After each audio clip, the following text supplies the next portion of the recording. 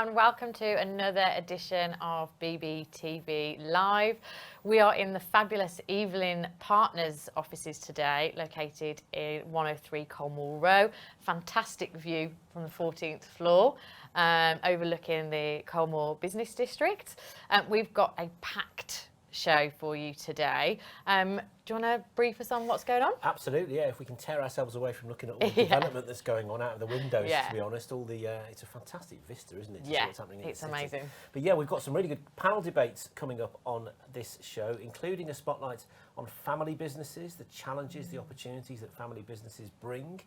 Also, international trade will be in the spotlight, as indeed it seems to always be at the moment, certainly since post-Brexit. So we've got a couple of international traders and some of the experts from Evelyn Partners will be joining us as well to give us the technical side of it. And on the Joel Blake Business Show today, very excited about this, aren't we? We're going to be introducing the launch of something very, very special, which we know you're going to want to get involved in, and we're looking forward to seeing where it goes. No more spoilers than that. You'll have to see what Joel has got to tell you. Yeah, and I've also got a conversation regarding the plastic packaging tax. And I know that you are going to kick us off starting the show in regards to the autumn statement. Let's find out what we need to know about the autumn statement. Let's go and meet a couple of our guests right now, shall we?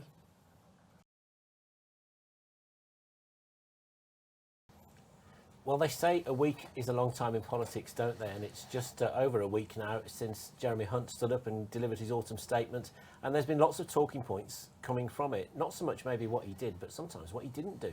I've got two members of the Evelyn Partners team here who are going to help to dissect and digest it for me. So introduce yourself, gents. Tell me a bit about what you do. Carl, it's Purdeep Assi. I'm a financial planner here. And what we do is we create plans for our clients, and so what we're looking at is making the best use of their money all throughout their lives. So we're looking at essentially what works in terms of tax efficiency and saving tax on purchases and selling things.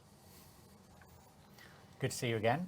So I'm Matthew Hughes. I am a partner in our private client tax team. I work with entrepreneurs and private business owners to help optimise their tax position and make sure they're compliant with the law.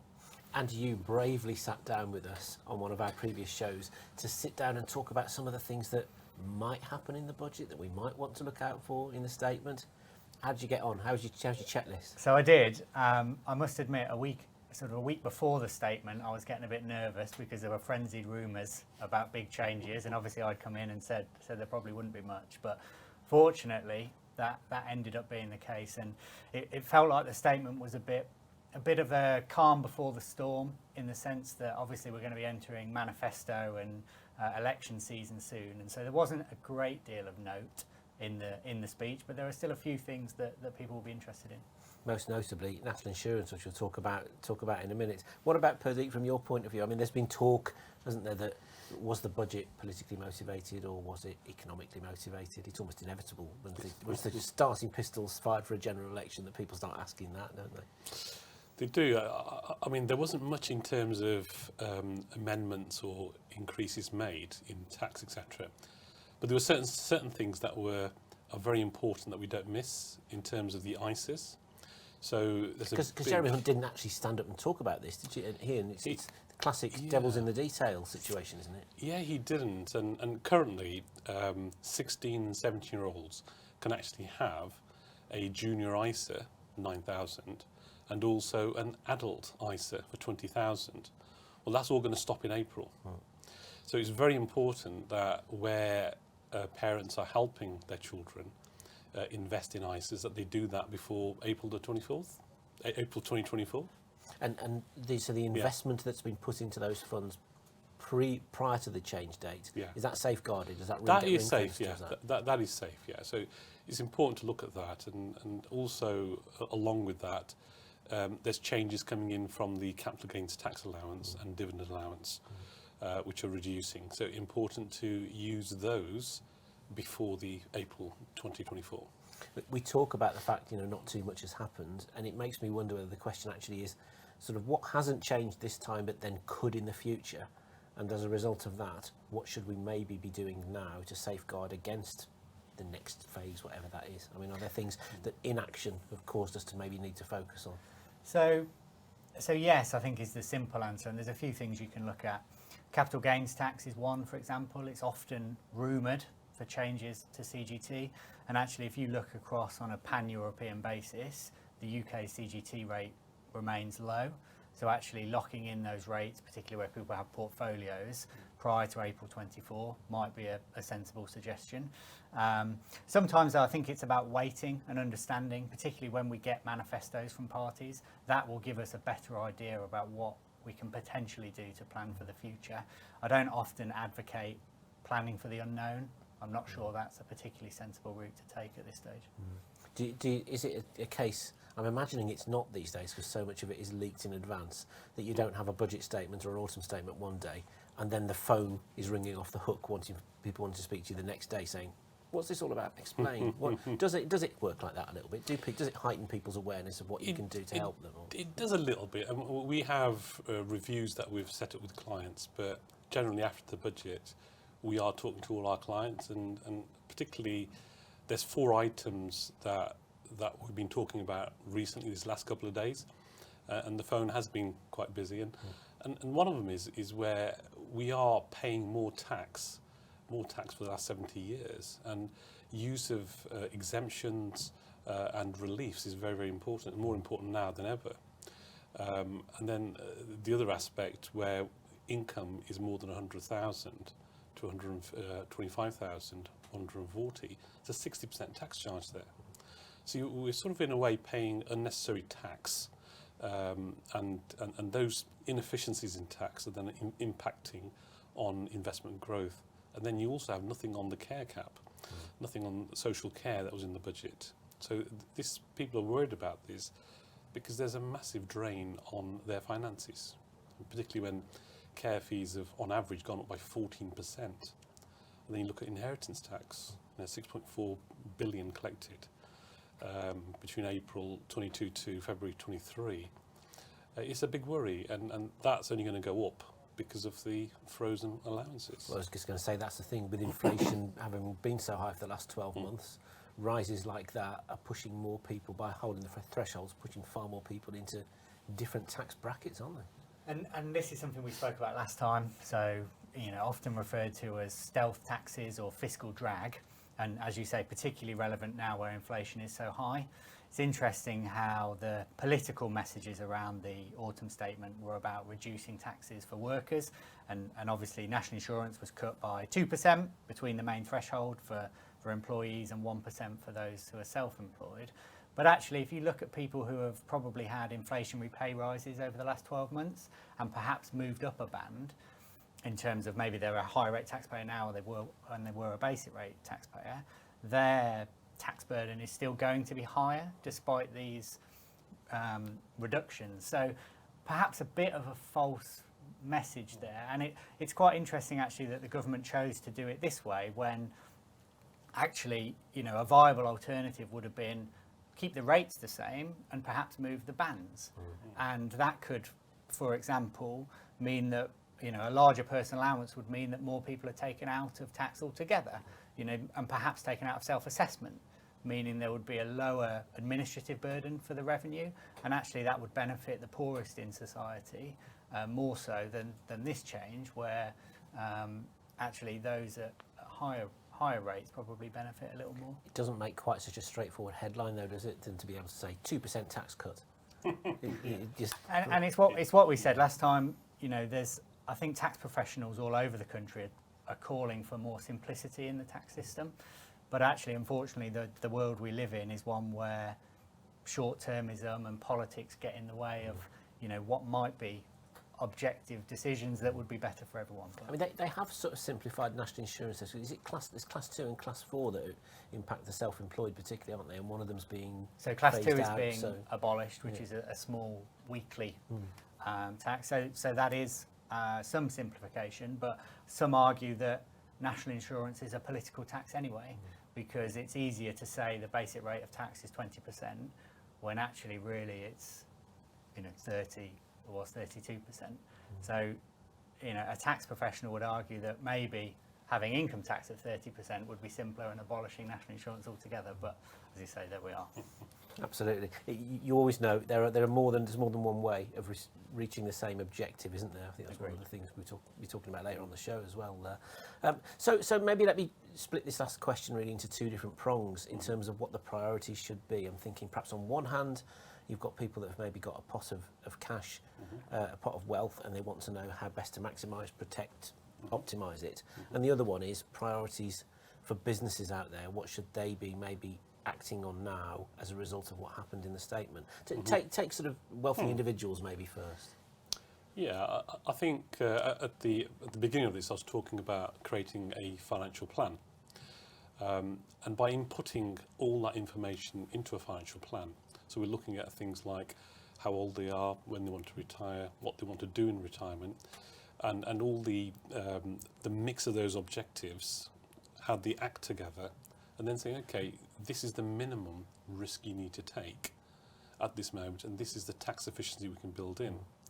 And we can do that with businesses as well as with individuals, wealthy individuals, and save a considerable amount of tax, show them on paper the scenarios, and then build in the advice that our tax experts are giving, and also our investment managers are doing. We can stress test it in that financial plan, so it becomes a very powerful tool for the individual, the business to use in terms of building their 5-year strategy or strategy towards retirement. That helps them, I imagine, as well, to be able to visualise what you're saying to them as well. Absolutely, yeah. What about, from your point of view, priorities for for pots of wealth? So I think, as Purdeep says, it's important to use your allowances. Think about the various reliefs that are available. Pensions are very powerful. ISAs are powerful. Charitable donations are very effective. I do think, though, we are in a position where wealthy individuals should see sitting and waiting as a viable course of action over the next few months. You know, it feels like we're coming to the end of this sort of 10, 15-year political cycle, and change is afoot, I guess. So I think it will be interesting to see what those manifestos look like and really take it from there. It's ironic, isn't it? Because the one thing that most businesses always tell you is the one thing they want is certainty, isn't it? That they can project forward. And do you feel that the climate's out there for that at the moment? Yeah. So interestingly, some of the announcements do help with certainty. So the expensing on qualifying expenditure like plant and machinery has been made permanent, and that's really interesting. I think there is quite an interesting thing to think about here, though, that it's not particularly green focused. So we hear a lot about the green economy at the moment, but actually, and it's perhaps a little flippant example, but if a factory was to install racking, so they would get 100% allowance on that at the minute. Whereas equally, if they were to install solar panels or low energy lighting, they'd only get a 50% allowance. So it feels like there's a bit of room there for some change that might be green focused in the future. But talking of green focus, I mean, that's another area where you could argue there's a political agenda to that, isn't there, in terms of the priority for net zero. When people are struggling from a cost of living point of view, it's been used as a tool to say, well, we'll just put that back a little bit because we don't want to rock the boat too much right now. Do people still want to talk to you about those kind of issues at the moment? They do, yeah, and we provide a whole suite of sustainable investments as well, and so that helps with that aspect, and people are very much thinking about ethical and moral type of investments. So it is very, very key. Going back to your question about certainty, when a business comes to maturity and it wants to then sell, obviously it needs the certainty that there's enough capital there to then show basically they can live in retirement, the kind of life they want to live. So again, that's important from in terms of the planning that's put into it, knowing what we do know now and keeping it flexible enough then to adjust throughout their retirement to make sure they never run out of money. So it does add a little element of certainty, as much certainty as you possibly can. Absolutely. Finally, gents, right, if there's one top tip that you can maybe give to a business in Birmingham as a result of what the Chancellor said last week, to prioritise, to take care of, to do something about, what would it be? Give them one Christmas present, early Christmas present. Tough question. I think it's talk to your advisors, tell them what your aims are, and have open conversations, because that will ultimately result in the best answer. appreciate that's not as specific as you wanted, but I think it's the right advice. I think it's so important that they take advantage of tax advantage solutions. So things like pensions and even the specialised solutions like enterprise investment schemes, which can help with inheritance tax and also give them some income tax relief as well. So it's very important to maximise on that. But there are a lot of tripwires in pension planning for using unused allowances. So it's important to use as much as you can before they change that. Excellent. Good to catch up with you. Looking forward to 2024? Very much. Absolutely, I think it's going to be yeah. very interesting for tax. That's the correct answer. Thank you very much, gents. Okay. Thanks a lot. Thank you.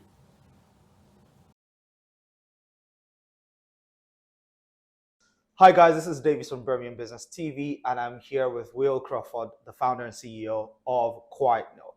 Now, QuietNote is a company that I know that does a lot around mindfulness, but what exactly is mindfulness? Because there are a lot of words banded around these days. You've got mindfulness, mental health, well-being, and the rest of those. But what is mindfulness and how does it differ from the rest of that? Yeah, I mean, it's a really important question to ask ourselves because, well, at the moment, there's a lot of conversation around mindfulness. It's a really popular subject, which on one hand is great because it obviously shows there's an appetite for people getting interested in it, but it also shows that there's a need for it. But on the other hand, because there's so much conversation about it, we do just end up saying, what's it all about? What's going on? You tend to hear a lot of people saying things like, mindfulness is all about living in the moment, being present, living more mindfully. And this sounds very pretty, it sounds nice, but it's not overly useful. For instance, if you're up against the deadlines, if you're feeling the pressure, the stress of your day-to-day life, and someone comes over to you and says, just try living in the moment. What else do you want me to do? Yeah, exactly. It's like, okay, that sounds great, but what am I actually trying to do with that? No, to me, mindfulness is all about helping us to develop a better understanding of our body and our mind, better understanding and being aware of our mood, our emotions, our feelings, as well as our mindset, so our thought patterns, our thought habits. And with that understanding that we get through meditation and through mindfulness, we can then positively influence our lifestyle. So we can ask ourselves questions, why am I feeling like I've got really low energy, even though I've had my 8 hours of sleep? Meditation can help us to better understand that and give us some information to then positively affect that and influence. That's interesting. And I think that really helps put a bit of perspective to the conversation around it. Now, we live in the city of Birmingham, an amazing city, particularly for young people, entrepreneurs, older generation people in the world of business. It's a buzzing city. It is. Now, when you think about things like mindfulness and meditation and the rest of those, it's generally associated with things that you do in your spare time, maybe when you're home, on the weekends. Is there a theme when it comes to mindfulness in the workplace? Is there something to be explored there? Tell me. Yeah, absolutely. I want to go a little bit back to your sort of question of we've got all these words about wellness, well-being, mental health. And I think because we've got so many terms, it's about trying to understand what works best for you. There are so many well-being practices out there to help you look after both your physical health, but also your mental health, which is what we call our overall well-being, making sure we've got this nice balance in our life. For me, I've always found that sort of relationship in mindfulness because it's a really accessible practice. It can be fitted into your day-to-day. I think one of those... Even at the workplace? Even at the workplace, yeah, 100%. I think one of the biggest misconceptions when it comes to just general well-being practices is we have to dedicate hours and hours of every day over months and months to start seeing those results, when in fact, if we can just find small moments here and there, slightly changing our attitudes towards certain things. And when I'm in work, we're in Alpha Tower at the moment, I'll take myself off for 2 minutes, I'll just feel my breathing, connect to my breath, think of something that I'm grateful for, and that'll take me, 2-3 minutes, and then I'll get back to it. It's not like I'm saying you have to then go and do an hour of meditation. Make sure you set your alarm an hour early. Do your hour of meditation every morning or right now. Make sure you get it halfway in through the day as well, because it's just not accessible. We're busy. And these things that you've shared sounds like things that are very accessible that anyone can do at any time. So the question is, why are people not doing it? Is it a question of not having enough education? Yeah, I think awareness and education is a really important part. There's so many misconceptions about especially mindfulness and meditation. For instance, you know, when you think of meditation, you probably think of someone sat cross-legged on the floor with their eyes closed, holding their hands like that. And that's quite offensive, really. And it's not true. You know, meditation can be done sat down just in a normal chair. It can be done lying down on your bed. It can be done lying down on the floor. There's even a meditation which involves walking. And so having that awareness, and that's sort of what we do at Quiet Note, is help to educate people on how to bring mindfulness into your day-to-day life. One of my favorite things to talk to people about is what we call informal mindfulness. So it's not necessarily sitting down formally to do a meditation. Yep. It's actually thinking about your general to-do lists, your things that you're doing every single day, and how you can approach them in a more mindful way by engaging with the senses, by engaging with your breath, your body. And well, if you think about it like this, when we wake up, everyone in the world has a limited amount of energy. You know, some people, like yourself, have energy that goes through the roof, massive loads of energy. But even you will find that as you're going through the day, that energy is coming down. Diminishes, yeah. Yeah. Now, if we do something like a chore or something that takes our energy, all of a sudden we're diminishing. That's coming down. But if we can find ways of taking just a regular everyday chore, like doing the dishes, but thinking of it, doing it in a more mindful way, actually engaging with what you're doing, the feeling, the texture, the smells. Yeah. And all of a sudden it becomes our mindfulness time. We're practicing improving and enhancing our well-being, and we're getting something from it. And that energy is not going down. Yeah. It's going back up. It's going back up. So it's like you're charging your batteries. Exactly. I mean, so last question. Yeah. So people that are watching this, you know, predominantly business people, you're thinking, oh, this guy, yeah, sounds good, but you know, how practical is it? So we're here filming this video.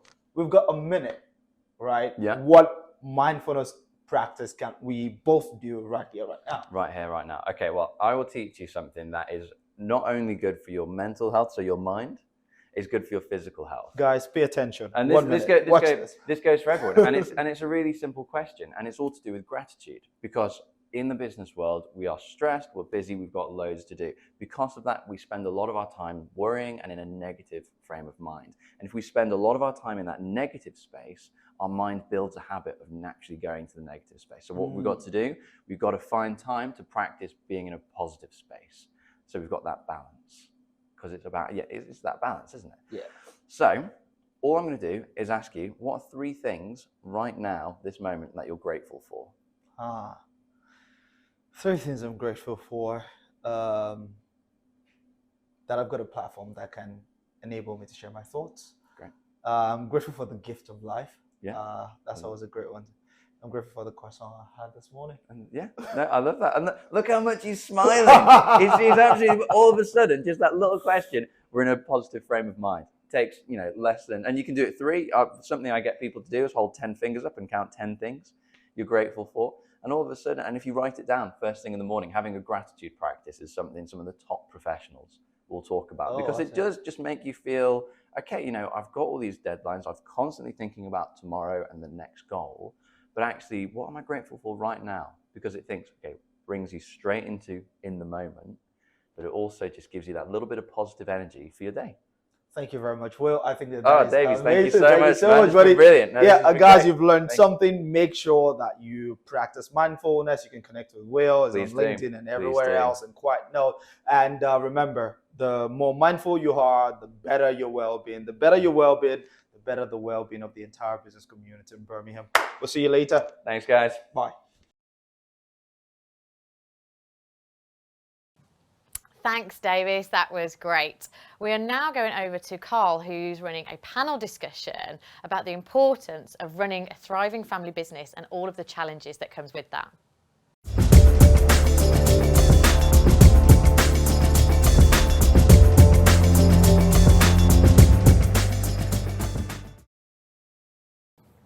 So some of the most successful businesses in our region are family businesses, but running a family business brings its own set of challenges, rules and regulations, and that's what we're going to be talking about over the next half an hour. We have 2 members of the team here from Evelyn Partners, Laura Hayward and Tom Cadwallader, and a man who knows a thing or two about a family business into a second generation indeed, Jason Woorer. Welcome. Jason, let me start with you. Just tell us a little bit about your involvement in the family business world. Sure. My family were the family that established East End Foods in Wolverhampton back in the 60s. That business grew into one of the most respected Asian food, ethnic food producers in Europe.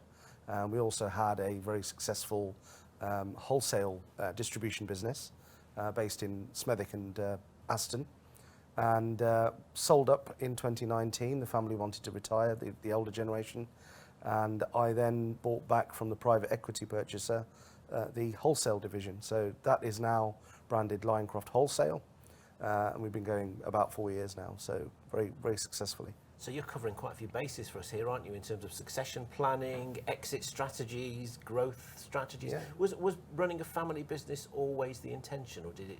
'Cause some families sort of fall into that sort of business, don't they, in the early days? Well, it was my father and his 4 brothers that set up East End Foods. So by the end of it, when we sold, there was 3 generations in the business, quite considerably different to when we started out. I think, you could say we fell into it. It developed beyond our wildest dreams, really, and as a result, the 3 generations were in the family business, and that creates its own challenges around succession planning and general kind of governance of the business and so on.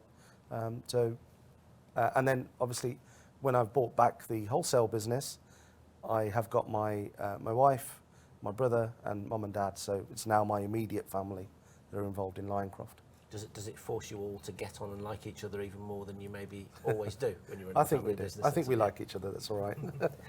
Tom, tell me a bit about your role here then and your particular specialisms. So I'm a chartered wealth manager and an investment manager. So it's my job, after the business has grown and made its money, it's thinking about how to start to efficiently withdraw some of that money from the business for the owners and the shareholders, but also how to start to diversify away from a very specific risk of having all of a family's wealth in one business, to maybe think about other ways of investing and how to not only protect that wealth, but try and grow it in the future as well. And are there particular differences in the way you maybe have to approach a family business versus a non-family business in terms of their attitudes when they first start talking to you then? Or? Absolutely, and every family business is different, all run with its own unwritten rules that you have to get to learn. But there are key principles that are true throughout most of the businesses that we speak to, and that is, we want to look after the wealth that we've worked so hard to create, and therefore that means not necessarily taking a huge amount of investment risk with the wealth, but at the same time work so hard to potentially build generational wealth. How do we start to move the money through the generations as efficiently as possible? And Laura, you're head of family business, so this is your world, isn't it? Absolutely your world. Yeah, absolutely. So I'm a private client tax partner, and so I work with family businesses to make sure that they are as tax efficient as possible. But along the way, that involves dealing with things like succession, making sure that the business moves successfully to the next generation, but also planning for things such as an exit where there isn't a succession plan in place. So working towards a trade sale, a private equity sale, those sorts of things. How easy is it? You mentioned trying to make sure you can move a family business onto the next generation or the next phase, given what Tom was saying there about how every family business will have its own particular histories, quirks. How do you, getting your head around all of that fairly quickly, I imagine, is one of the big challenges. Yeah, it can be really complex, and of course you've always got this crossover between business and family and the emotions that come into that. So it can be really complex, and one of the first things we do is try and unpick what everybody's objectives are. And then I think it's really important to also make sure that you address things like skill gaps. So making sure you've got the right people in the right roles and that they are skilled enough to do those roles and that they haven't been just, let loose with a role that's beyond their capabilities. And then it's thinking about the future of the business. So have we thought about governance pieces such as dividend policy? How do we want to keep key members of the family that work in the business incentivised? And how do we want to treat non-working shareholders to make sure that everybody feels like they're being treated fairly? That's a really important part of making sure that the succession plan is in place. So Jason, how do you keep all the members of the family incentivised and motivated? I think you've got to accept that there will be varying levels of capability across the family, and also the balance that needs to be struck between professional management and family ownership. So making it very clear what the line is, and you know what matters sit in the family part and what sit with the management part. The other thing that is really, really important is the training and the work experience outside of the business, perhaps. And that's more pertinent when you start to get to maybe the third generation, because in our family, certainly, the first generation and the second generation had a big part to play in the initial growth setup of the business. And then as the third generation get in, they're required to bring a different set of skills to contribute to the business. And they would be probably more pointing towards a corporate structure than what was the original family business. Then there's an emotive element to that as well, isn't there, in terms of not wanting to unpick what the previous generations have so successfully built up, isn't there, because it's family members. And I think a really good way of doing that is by sitting together and really thinking about what your company's values are. And if you can all get on the same page with what your values are across the generations, then that really helps to focus discussions for how the business will look for the future generation. Because succession, as an example, you can't always count on that, can you? You know, and that's going to be something that can be completely out of your hands. So what's the alternative, and how do you plan for that, and how do you decide which way you might want to go? Well, one of the ways that many families adopt is a family constitution. So that, much to your point, Laura, the values, the actual basis, the pillars of the family, and what made that business is really, really important to acknowledge and codify. And then what would be the remit and what would be the kind of boundaries of if a new family member, third gen, fourth gen, comes in, what are the prerequisite skills required? And that often works. People who have done it really, really well, they've run, I mean, the Beretta family, for example, in Italy, have got, I think, 15 or 16 generations they've been running their business. But the dynamics change quite a lot. That will have been reinvented lots of times, won't it, over the course of those? I mean, Tom, from your point of view, what other things are you encouraging family businesses to consider? There's issues like companies' investments and trusts and the structure behind the scenes for a business. Because how many different options, how many different models are there? So many. And what we tend to find ourselves talking about more often than not, though, is pensions. And as a business owner and operator, you have the ability to utilise pensions in a way that most of us who are just employees don't.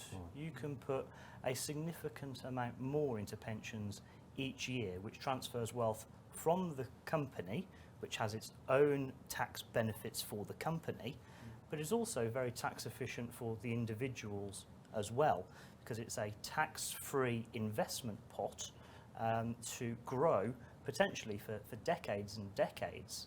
And then it's there ready for you to draw upon in retirement. Now, there'll be some tax to pay at that point, but hopefully the investments have done so well in the meantime.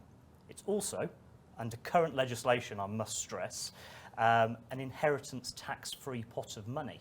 So if the business has done incredibly well and there is a significant amount of wealth to pass to the next generation, well, a pension is a great way of, yes, it's outside of the business in personal names, but it's a great way of passing money through the family.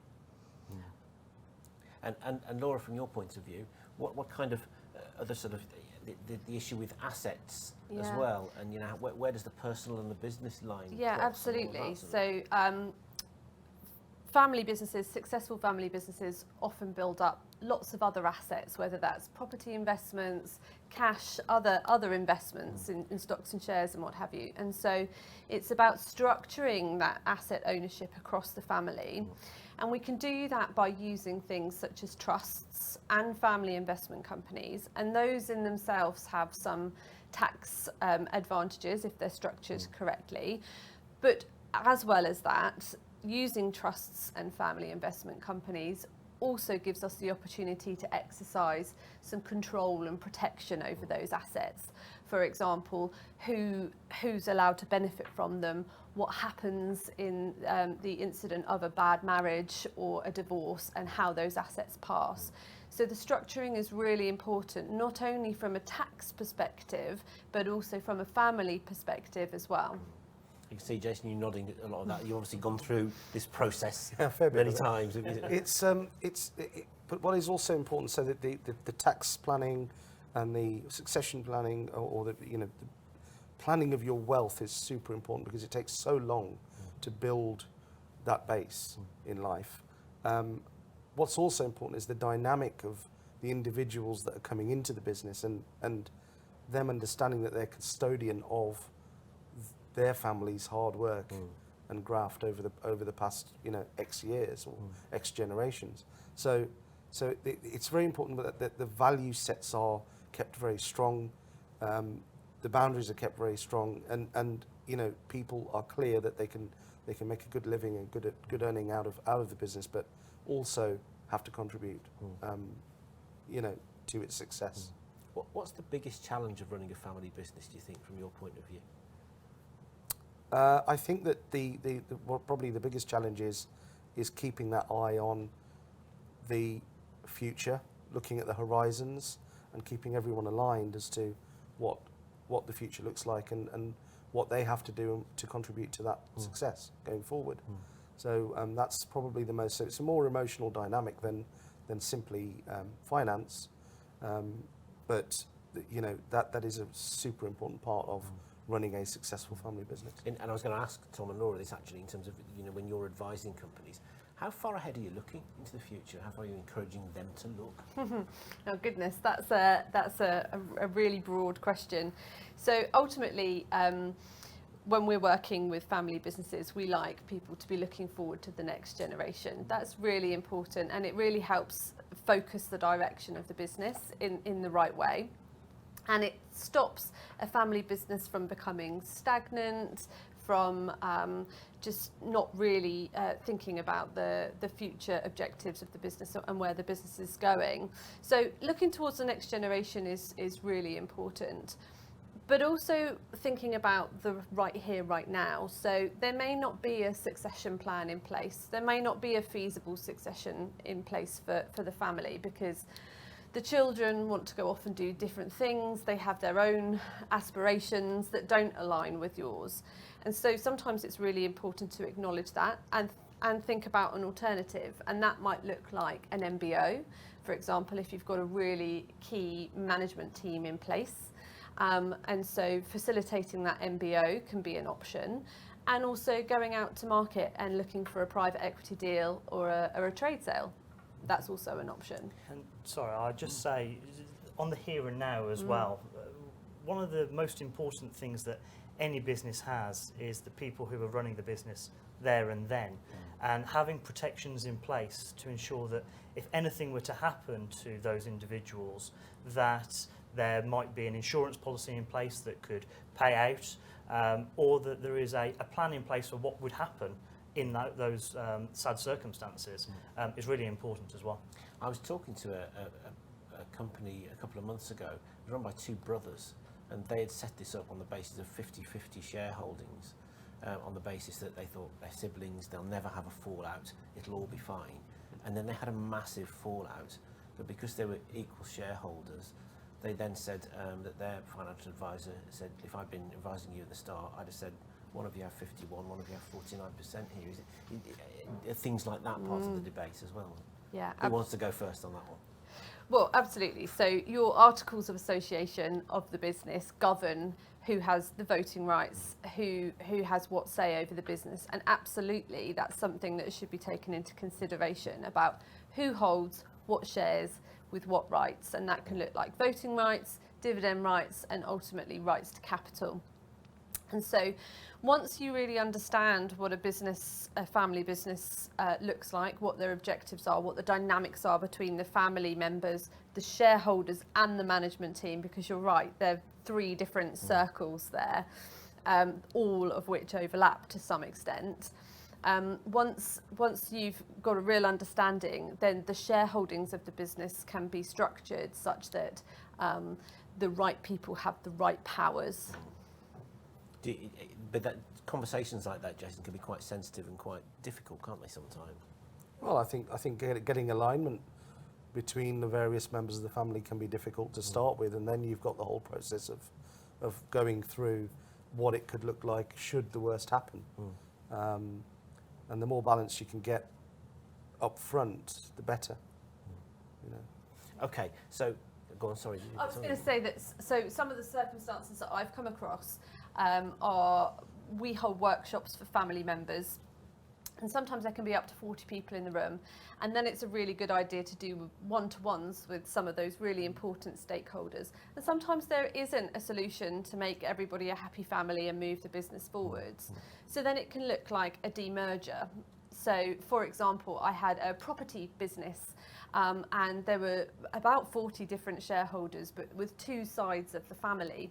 And this side of the family really wanted to do property development and really grow the business through property development. And this side of the family wanted to buy and hold property assets. And actually, we couldn't get those two sides of the family to align. So the best thing to do in that scenario was to demerge the businesses. And we did that really tax efficiently, but enabled both of the sides of the family to go on their journeys. So keeping things flexible is also really important. Yeah, which gets back to the point you were saying earlier about how there is no real one-size-fits-all in terms Exactly. of the way a family business has come to be in the position it's in when it talks to you. So, Tom, let's assume that family business has decided for whatever reason, right, they want an exit. When's the right time to sell, and how do you go about making sure you get the best outcome really for it? So the best outcome is very different for everyone. The best outcome is actually the outcome that allows you to go and live the life that you want to lead in the future.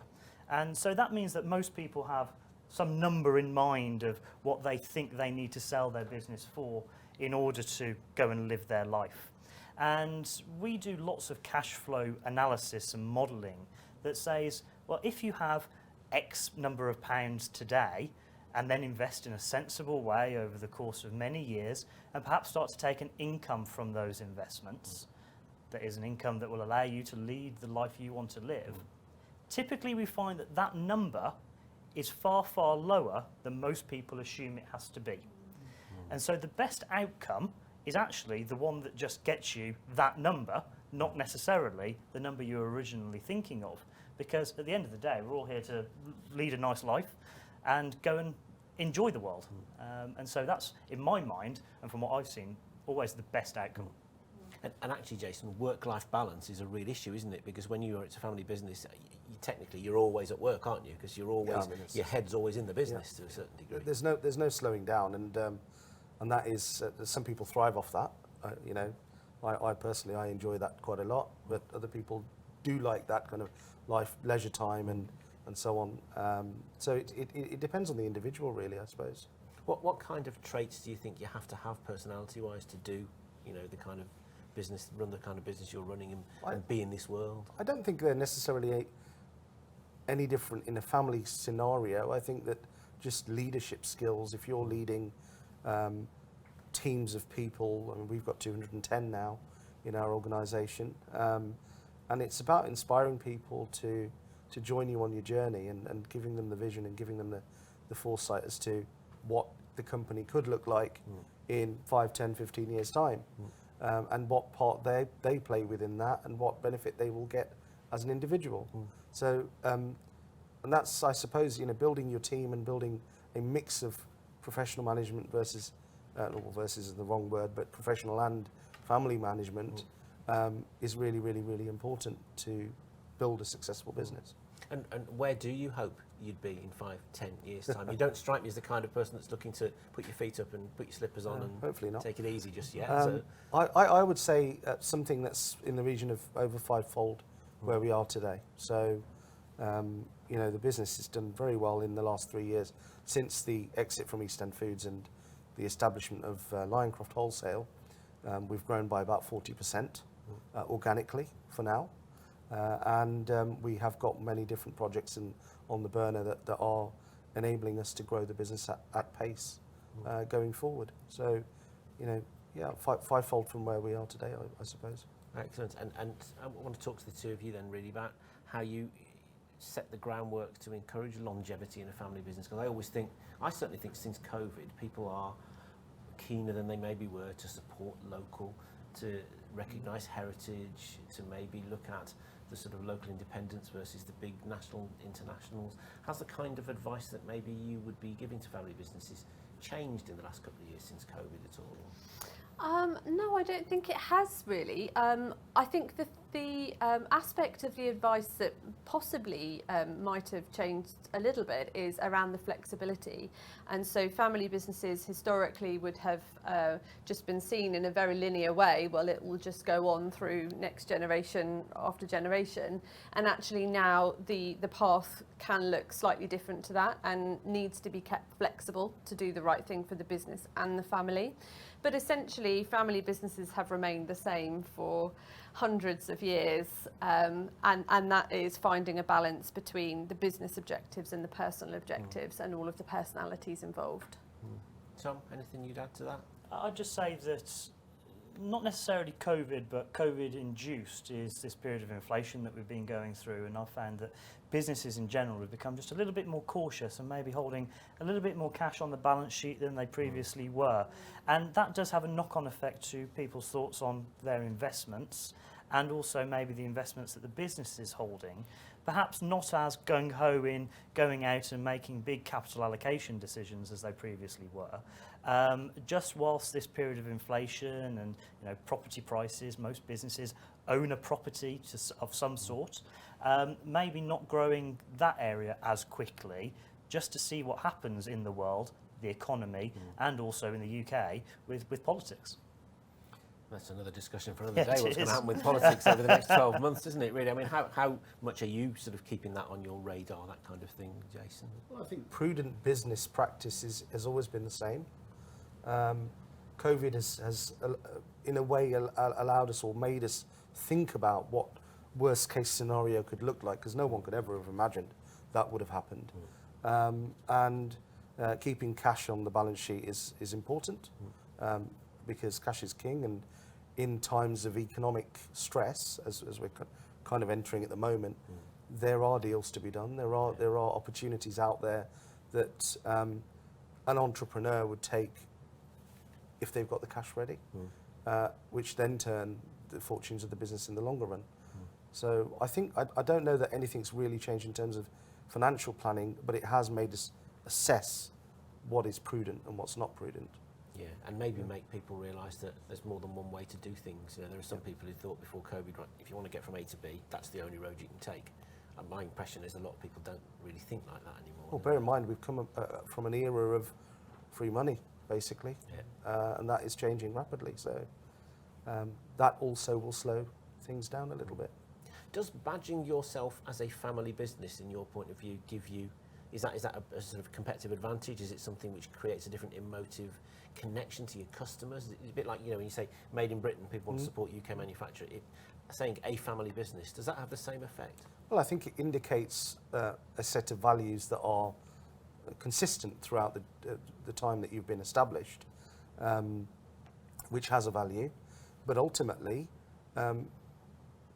commercial environment is a commercial environment, and you have to do well by your customers to have a successful business. So yes, the values and the family badge, just as you say, brand Britain has a value.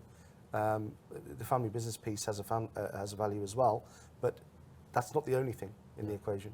What about brand Birmingham? Good place to be? Do you think? I love Birmingham. Yeah. I'm known as Mr. Birmingham. Absolutely, by the way. yeah. I know you're sort of obliged, aren't you, to fly the flag for Birmingham? I mean, what's the general feel out there from your point of view? Because you obviously exposed to a lot of different businesses, aren't you?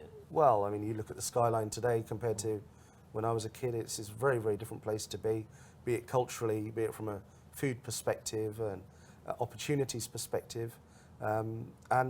We've always been an entrepreneurial city, a city of 1,000 trades and so on. So long may that continue. I think there's lots of opportunity in the city and the region currently, and bit by bit that's coming to fruition. Which is good to hear. Let me ask you one final question, and I'll ask this to all three of you. there's a family watching this thinking, I want to start my family business, I don't know, I don't have the wherewithal, I'm unsure of where to go for advice. What are your top tips for families looking to start on the road for business? Things to do, and maybe more importantly, things not to do. Who fancies that? Go I'll on, start. Gloria. I'll start. So I would go back to something that we've talked about several occasions across this chat, which is let's start with the values. So let's start with the values, and that will start forming the structure of the business. Think about what's really important in terms of the objectives for the family and the business. That would be my top tip. Tom? Mine's simple. Start a pension as soon as you can. That's not just for family businesses, is it? That's a wise piece of financial advice. What about you, Jess? I mean, maybe before I ask you for your advice, perhaps I couch the question slightly differently from your point of view. Knowing what you know now, is there anything you would have done differently back in those early days? I think the value sets are very, very important, but actually promoting those and publicising them to a great degree. In our business, funnily enough, we didn't have a formal set of values, but our family had values, and the whole business operated to those values. In the Lioncroft business, I sat down and I made my values and noted them down, and they are honesty, opportunity, purpose, and energy, and you see that spells hope. So what I want out of business is every individual that comes to work for us, they do better for their family, they do better for themselves, and as a result, that energy becomes what raises the business up. So I think the values are really, really important. But actually, in the commercially competitive scenario that we're in globally, we must keep an eye on how well we do business, how efficiently we do business, and be better than the competition, obviously, to succeed. So there's the emotional or the softer part, which is the values of the business that underpin the business, but actually that commercial savviness is what drives it forward. It's interesting what you said there about you had values, but I imagine in those early days they weren't ever written They down weren't, in a mission statement. You just had them in your head, and you believed them, the members of the family believed them, because that's how they'd been brought up.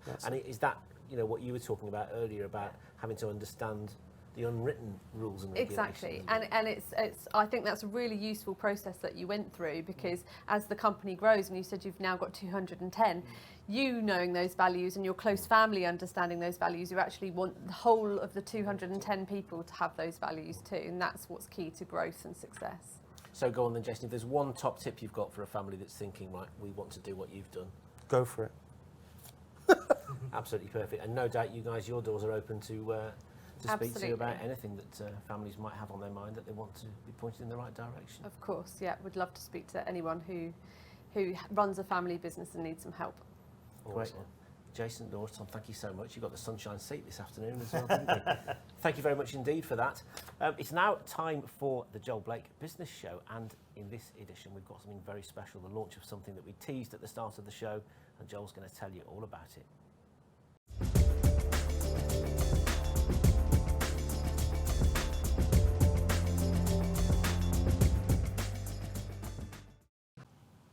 Hi, welcome to the Joel Blake Business Show and this month's edition of Business Birmingham TV.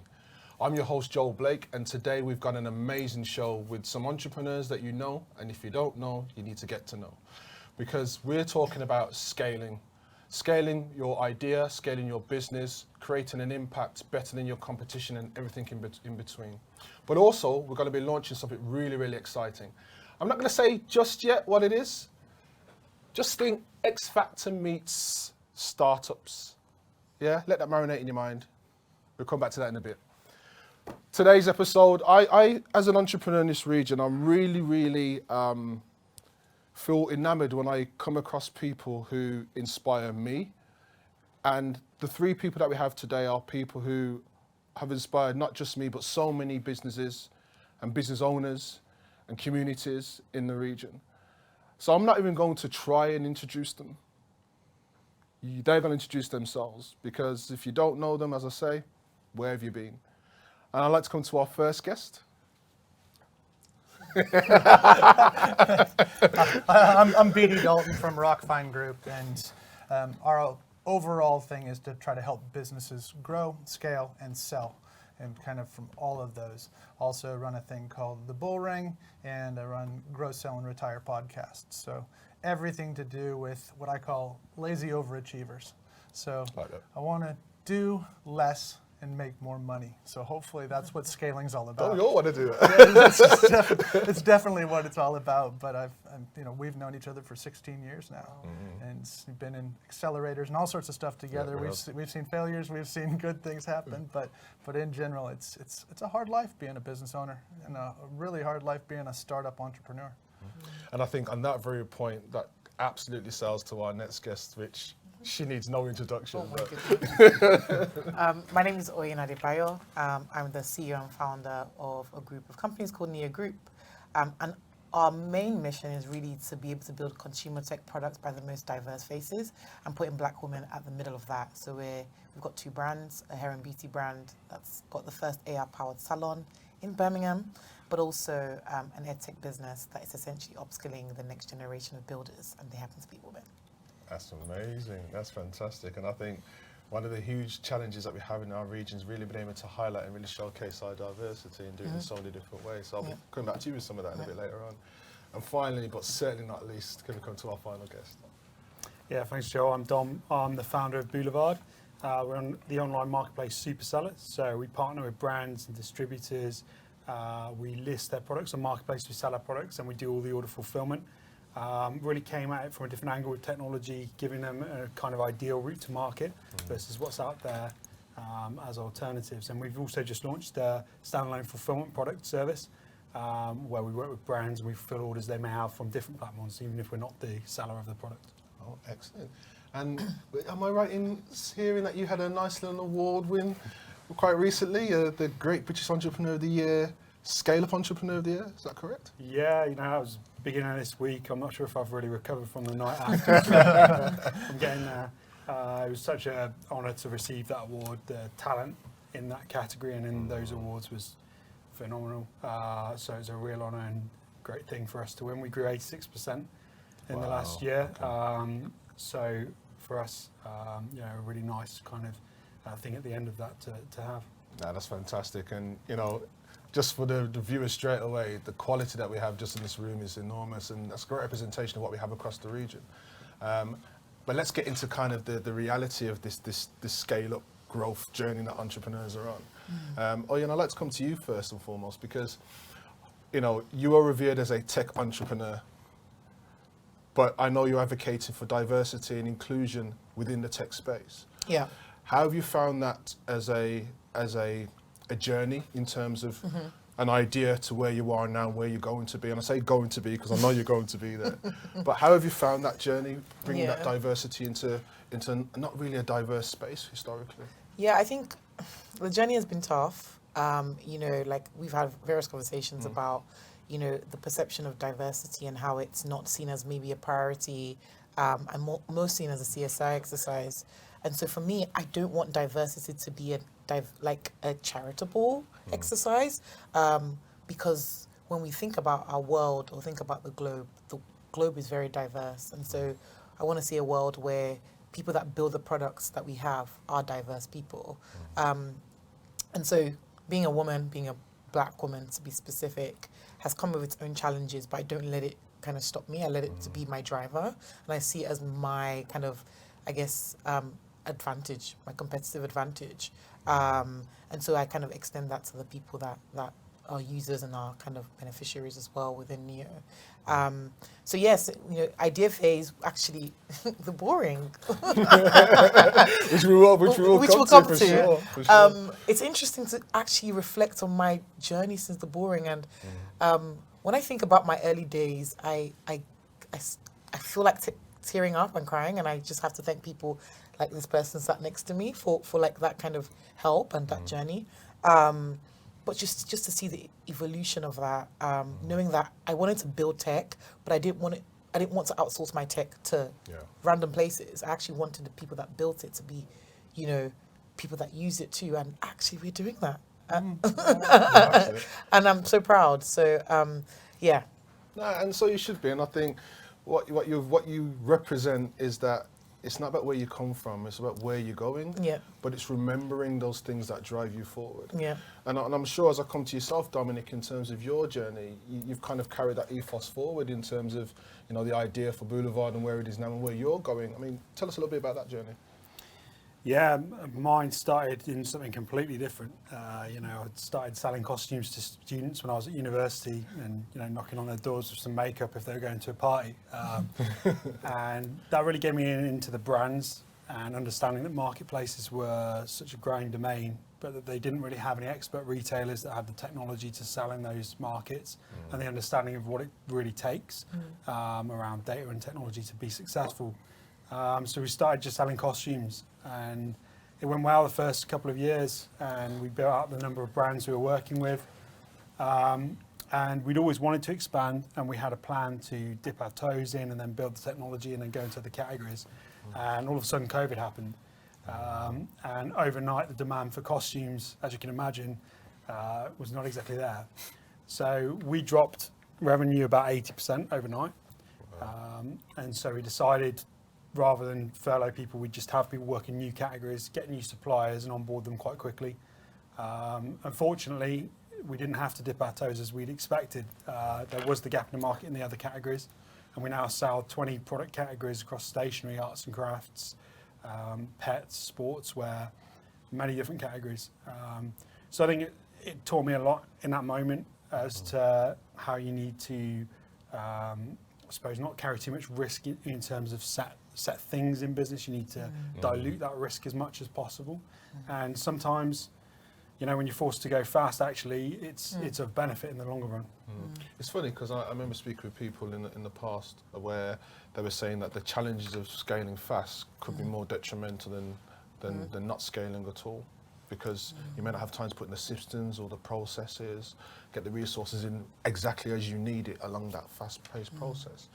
But I think from what you just said there, the ability to almost forecast and then dilute that risk as quick as possible and being fleet of foot and agile would arguably be one of the core reasons for scalable businesses like yours to be able to do that effectively.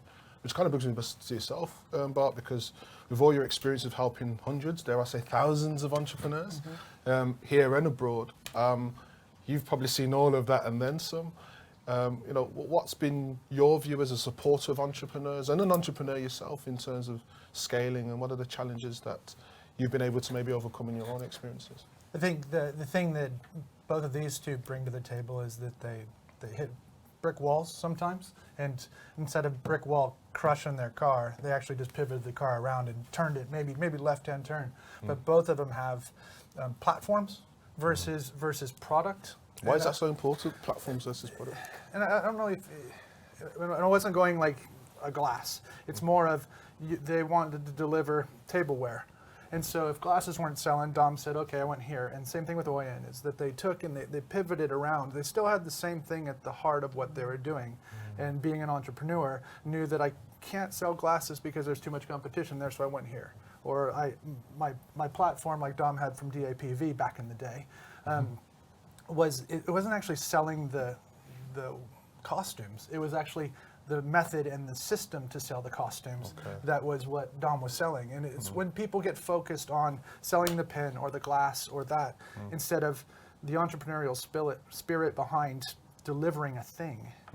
That's what I mean by a platform, is that it's the entrepreneurial drive and the sales force and the thing moving forward. And if you hit this thing, you're either going to bend around it, morph through it, or come out the other side, and or completely pivot into something else. I mean, OIN's doing hair and beauty and tech, which if you look at it, well, how the heck does that come together? But in general, she knows how it does. You know, you and I might go with our maybe not now. With no hair.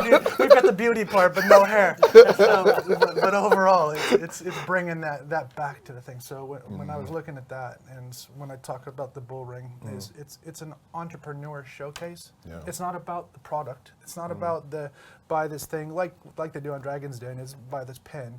It's you're buying the entrepreneur, and you're backing the entrepreneur, and you believe in them, and that's what, you know, we're in the land of 1,000 trades, aren't we? This is the city of 1,000 trades, and people tend to act like bubbles still. Like I call this the biggest froth in the world, right? All these bubbles, there's bigger bubbles, there's smaller bubbles, and all of us are running around these bubbles. But when we get together and we start to make these little bubbles into bigger bubbles, that's when the froth starts to separate. And that's when we start to work together. But there's still too many bubbles running around. I mean, do you both see that yourselves as entrepreneurs kind of in this foam? How do you feel? Do you feel like the region's connecting more, or do you think it is separating, or mixture I of think both? we're in a bit of a melt. Is it like a shaking time? The way I see it is kind of like are we going to connect more, or are we going to separate more? And I that's where I kind of see the pivotal moment right now, especially like. There's different people that have different ideas, but there seem to be very homogenous ideas. And actually, I was speaking to my teams the other day about some of the education stuff that we do, and I said, actually, what we're doing is very homogenous. If I was just being honest with myself, it's very homogenous to what exists out there. And so, how do we actually bring together ecosystems to actually be the people that supports the ecosystem to come together? So we'll see. I don't know. I don't know. But I think for me, I am very driven for my mission. So like, for example, with my education business, I want to upskill 1 million people by 2030. That's my goal. For the hair and beauty business, I want to build a hair and beauty empire that ensures that products are delivered and it's built with tech at the foundation of it. So I'm driven by that. And how can I get people to come together on that mission and that vision? Because when you look at great entrepreneurs that are building great things, they think beyond the product, as BD said. They actually think about, how do I impact humanity? How do I truly disrupt the way life happens? We don't have to argue about your iPad or my iPhone, about who's dominating that. We're just using it because it adds value to us. So rather than just creating products, we're actually creating value. And that's what I want to do. And that's what Neo is about. It's creating value rather than just, oh yeah, it's a nice product here. Here's another nice product here. That's really That's kind of how I think, and reading books like The Brand Gap has really shifted my mind on, like, people don't buy products, people buy the experience. Why do we buy the iPhone 15 even though we know that because we're buying an experience? And so the more the region can actually foster innovative thinking and enabling entrepreneurs to be able to build things that have experience behind it, I think the better we would. Are you seeing the same thing, Dominic, maybe from your? Yeah, 100%. I think you've got to be able to see like the bright lights in order to go towards them. And I went to school in a very small town called Malvern near Worcester, and I always remember one teacher when I said I was thinking of applying to university, sort of saying, "Get real, Dom." And I was just applying to a university, and then when I actually got to university, there was an entrepreneurial hub there.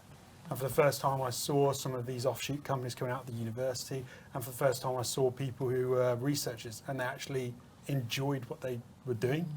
And there's so many people who don't enjoy what they're doing out there and have very, stiff roles, which they do. And if you don't see that you can actually build towards something, but you've got to enjoy it and you've got to go for it, then I think that's so important. But I think I see more and more coming out now. The Boring is a great example. Which is less stiff and less sort of, it feels like a copycat, and it's authentic and it's fun, and it brings that passion towards how it should be, really. 100%. And on that, BD, The Boring. So where did this start and where is it now? As a concept and as a program of support for entrepreneurs? It started with my friend Kasim and I sat around and talking about some stuff about where the second one ended up being, which was the Festival of Enterprise. But I went to quite a few different things that shall remain nameless, but we go to them and you sit and people pitch. And one, I don't believe that everybody needs investment. I think that people need to sell stuff first. Professor John Mullins, one of my favorite guys in the world, has customer-funded business. It's a book he wrote. And if you can't sell it to enough people to get you to your first stage, then why is somebody going to come and give you cash to spend 150 grand or 250 grand on your idea unless they really like you? And it's usually because they really like you when they give you your first 50 grand or your first 100 grand. So I needed to make something that was a bit different, that was engaging, that felt like a game show. And so we went through 2018, 2019, and then this amazing thing happened called COVID-19. So we went from live shows to crud, how am I going to make this happen? So moved it onto Zoom. And actually moving it onto Zoom was the best thing that's ever happened, because I didn't have to get a room full of 30 people. I could have 70 to 100 to actually during the second Birmingham Tech Week, we had 270 people online watching from all over the world, watching these 3 people pitching to a little camera on their laptop, trying to ask people for 500,000 pounds and all this type of stuff. So no pressure at all. But the other side is some of those people walk away with non-exec directors. They walk away with contacts that, I mean, Dom bumped into somebody, the judge at the Festival of Enterprise, that still kind of wanders around in the background that could change Dom's business. So, and he met that from there. So, I mean, I've got people, and I've got them listed out here, but Steve Smith, local hero, Poundland. Yep. I've got Chris Deering, the father of the Xbox. I've got Charlotte Knight, the ex-director of Game. Spencer Crosley, who is the guy that brought the Warner Brothers franchise. He brought the Marvel comics to the Warner Brothers franchise. Wow, okay. So I mean, these people are serious when they're talking. And so if you or Oyen or Dom or somebody, anybody's bringing this stuff, they're not there to beat you down like on the Dragon's Den. My bulls are there to support and to say, here's one thing I really loved about that, Oyen, but here's one thing you need to work on. So if you're going to bring this to me asking me for money, here's the thing I want to know. Yeah. And I just think we've gotten into this world of, with so many entrepreneurs, everybody's out with their begging bowls, and you have to set yourself apart. And in that froth that I was talking about, you got so many other bubbles that are trying to compete for your money or your time or your eyeballs or whatever it is. So the Bull Ring was there as this showcase to say, here you are. And it's kind of the precursor to a lot of the other ones that are out there, because this is seed stage. We've had a couple people, I think the biggest one asked for $5 million. And some people make money off the back of it, or as in raise money off the back of it. But a lot of people just get really good connections and get a good practice, I think. I mean, and you guys, I think you get a good practice in front of people, and you get instant feedback. I think that's the biggest thing, because we have polls and people get to vote on whether Joel is investable or not investable. Wayne, investable or not investable. Dom, investable or not investable. So you know whether you won the hearts and minds instantly. Customer validation. Yeah. No, market validation right there, and then, isn't it? Yeah. Which brings me on to the announcement that I mentioned earlier, which is the launch of The Bull Pitch. Yay. The Bull Pitch is something that we believe is going to be the game-changing program of support for entrepreneurs. You've heard about the Bull Ring, but I'm going to pass back to BD to explain what the Bull Pitch is all about. So the life of an entrepreneur is hard, isn't it? I mean, it's very, very hard. Some days you don't want to get up. Some days you don't want to go into the office. Some days you don't want to make that pitch. So what we're going to do is we're going to show the life of an entrepreneur. We're going to show the life of an entrepreneur asking for money, begging bowl, all that type of stuff, but also in the preparation up to it. So we're going to open up from December 1st. We're going to start asking for people to submit their application to appear on a bull ring, a live bull ring, somewhere between April and May. And we're going to ask, and we're going to have 15 people that will make it out of that. And imagine Britain's Got Talent. So you'll have 15 entrepreneurs in front of 3 bulls, and 3 people, local celebrities in the financial sector and services sector, things like that. And these people, all 15 of them are going to pitch to the bulls. And only 3 of them are going to make it out alive. Only 3 of them. So you're going to get to see, like you do on Britain's Got Talent, you're going to get to see the people, kind of testing, singing, working their magic in the thing, and then they're going to get rolled out for a 2-minute pitch in front of 3 bulls. They don't get the 5 minutes. They only get 2 minutes to win over the bulls. 2 minutes. That's hard. It's hard. So you're going to have to bring your A game. Then if you win, if you're one of the 3 finalists that are chosen, we're going to get the Bbtv team to follow you around throughout that time to get you some great marketing, some great notoriety, some great stuff. When you're meeting with great other entrepreneurs, when you're mingling with them, when you're talking to finance people, when you're talking to your lawyers, your accountants, your banks, whoever you're talking to, they're going to get followed throughout that time frame until the run up to the bull ring. Okay. Then they're going to be in the bull ring live, And somewhere here in Birmingham, depending on how big we get as to how much we have to do, you know, we're hoping that we have to go over to the NIA or something like that, or Utility Arena. But you're going to get to roll yourself out in a proper live broadcast in front of bulls. You're going to get that and all the people in the audience. So we're really looking to show off how hard it is to be an entrepreneur and to have that show, which is just that 5 minutes in front of a bunch of people over that. And we're going to also have live polls as that's going to be happening. So you're going to get live feedback. You're going to get the live feedback in the audience. We're going to have people out in their homes and in their, you know, being able to zoom in on, and they're going to be able to vote in too. Oh, so 15 people. Yep. Whittled down to 3. Yes. Followed on a journey, documentary style. And then when they get to actually pitch at the live final, people watching will be able to vote in as well. Correct. As well as people in live voting as well. Correct. And you got 2 minutes. No, they got 5 minutes in the bull ring. I'm only going to give them 2 minutes when they go in front of that. So they get 5 minutes. And in normal bull ring style, we're going to have the 5 minutes with 5 minutes of feedback. So they get live feedback. So if you are an entrepreneur that doesn't make it, or you want to learn and make it to the next round of the bull pitch, you're going to want to see what they're asking, because you guys have been there. They give great feedback. And if you take that and apply that to your business, and you haven't been on there, if you take that same thing and apply it to your business today, you can, one, have a good business. Two, you get professional feedback, because you're probably doing some of the things that these guys were doing not as well as they could have, or, you know, maybe are doing better now. And you're going to be able to get ready to come back into the next bull pitch. So what makes the bull pitch different than any other program in the region? For me, it's really the thing that, it's not just Birmingham, it's kind of the West Midlands, but the good thing is we're bringing in foreign bulls, we're bringing in other viewers from all over the place. Most of the stuff that happens here happens just here. You're just in a room.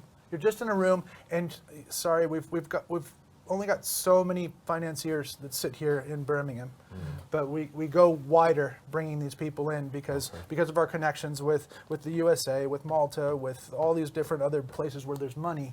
We can bring in more viewers, more eyeballs, more stuff like that, and with the pomp and circumstance that we can deliver on a Bbtv set and that whole engagement, they'll be able to follow it. And with all the stuff with these guys and their amazing social media that we can get out there, there's going to be Team Oyen or Team Dom. You know, we got to make it more fun, because life as an entrepreneur is hard. So what would you guys think about that? I mean, if we rewound back to 2018 when you had that, if you had somebody following you around, showing off the trials and tribulations, what would you have thought about looking back on that video? I think it would have been really excellent, because it helps you reflect on how far you've come, and also like what refinement you've done. I mean, I've definitely refined a lot from when I pitched. So yeah. Excellent stuff. Yeah, I think as well, you know, our deck got to its like 100th version. You know, it literally was. Someone said something, you take that feedback and you do it. And also the relationships you build, sometimes not in that moment you expect it comes good, but actually you keep speaking with these people, you keep building your network. A couple of years later, you know, they end up on your board or as an investor or in a partnership. And so yeah, that would have been great if I'd have had something to look back on and, you know, spot people as well who I now know. Who was there from the start. Fantastic. So you've heard it here first, the launch of the bull pitch. Applications for you to be able to register yourself and your business for the bull pitch will start from the 1st of December. To do so, go to www.bbtv.live/bullpitch. That's www.bbtv.live/bullpitch. And we look forward to seeing you there. This is going to be a game changer. This is going to be a different way of enabling you to showcase what makes you different, but on a global scale in ways that have never been done before. So make sure you apply 1st of December, www.bbtv.live/bullpitch. So I just want to thank our guests for today, and thank you for your insight, thank you for your leadership, thanks for your expertise.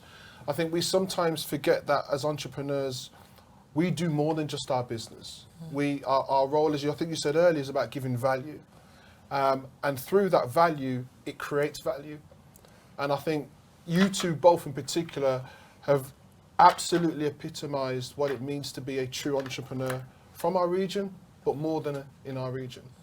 Your work is going everywhere, and may you have all kind of the blessings and prosperity that you deserve with all of that.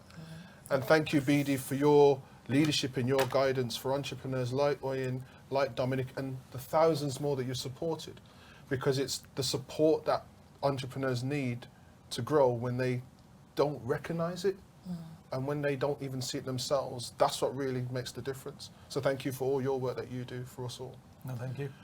So that's it for this month's episode of Bbtv. And now I'm just going to hand over to Davis, who's interviewing one of our more fantastic entrepreneurs in the region. Over to you, Davis.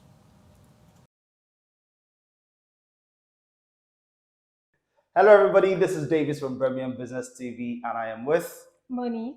And Monique is the proud founder and CEO of the Matcha Yard. And we've seen this journey evolve, Monique, because I know that you were a part of the Bbtv show. I can't remember if it was episode 2 or 3. Yeah, it was early. Yeah, it was one of the early ones. But at that time, you only had the ceremonial matcha. Yeah, that's right. And now we've got this.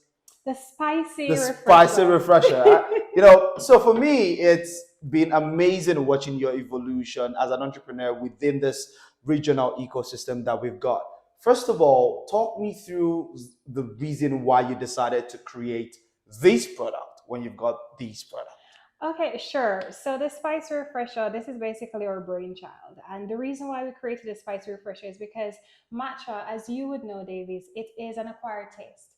So not a lot of persons, they're used to this very foreign flavor, this very deep green tea flavor. It is deep. It is deep, right? So what we wanted to do, we wanted to bridge that gap. So we introduced the Spice Refresher by incorporating these Jamaican spices that a lot of persons are used to. Their palates are well accustomed to it. And then using that to bridge them over to the benefits of matcha so that they could access the benefits of matcha, which matcha has a host of benefits without that first instance of, that deep green tea flavor. Yeah. Mm-hmm. I think it's really good because when I had it, you see having it now, I thought it was fantastic. It has a very, very good vibe to it. And, it's a remarkable product and you've developed something that I think is really cool. But the next question I want to ask you is around the journey of building a product. One of the top conversations I've been having with stakeholders in the ecosystem of late has been the fact that one of the biggest problems we have as a challenge is the speed to market, from conceptualization of an idea to actually bringing it to market. What was that journey like for you? Oh my goodness, it's a roller coaster. It still is. So from conception, you come up with this fantastic idea and you think that it's going to just be easy and you're going to develop it and it's going to hit the market. It's not like that. It's absolutely not like that. First, you have to find the right manufacturer, you have to find the right suppliers, you have to find the right partners. And then after you've even found them, then you have to go through iteration after iteration after iteration to get the product, fit for the market. And then you have to go through a round of testing, testing the market, testing the palette of different persons, getting that feedback, taking that back, and then starting from scratch again, and then just, doing that process over and over and over again until finally you have something. And then even when you have something, it's still that continuous process of development. And that is what, I've been through for almost a year, trying to get this to market. Yeah. But it has been, a roller coaster of a journey. It has been fantastic. And there has been a lot of learnings. And I still am learning as we go along. But I'm just very happy that finally we have the Spice Refresher. I mean, entrepreneurs are crazy people. It's quite challenging, but we still go ahead and do these things anyway. But the question I think I should follow up with actually then is, do you think there are things that could be done to ease that process for entrepreneurs? Yeah, so there are many things that I think could be done to ease that process. The first thing is just access to information, regardless of industry, because even though obviously this is in the food and beverage industry, you need that access to information, because specifically when we think about drinks, we need to know who, manufacturers, who does canning, because I had to find like the right persons that would be doing canning separate from bottling, and then It's funny that we as consumers just take it and drink it. We don't think about all those things. Oh my goodness, there are so many decisions that you have to make in that development process because you have canning facilities, you have bottling facilities, then you have facilities that just do the formulation of the drink itself separate from just the production of, you know, that final product. And you have to do all of those things, even the labeling. Oh my goodness gracious, there are so many things, baby. Oh wow. I can imagine what that process could be like. I mean, I don't even. I mean, we've always heard about how the beverage industry is very competitive. Yes. Why would anyone want to develop another product for the beverage industry? Yes, even though the beverage industry is competitive, and asking that question is kind of strange because in every single industry you are going to have competition, some of them much more fiercely than others, but there is always niche, right? And there is always a market, there's always a problem to be solved, and when you can find that problem, when you can find your niche, then you can develop a product. For example, with this product, when we think about matcha is very new to the UK. It's a very new product, it's a very new niche market in the UK, and it's solving problems, like a productivity, because even in the energy drinks market, for example, it's have so many products that have a lot of sugar, a lot of additives, a lot of this, a lot of that.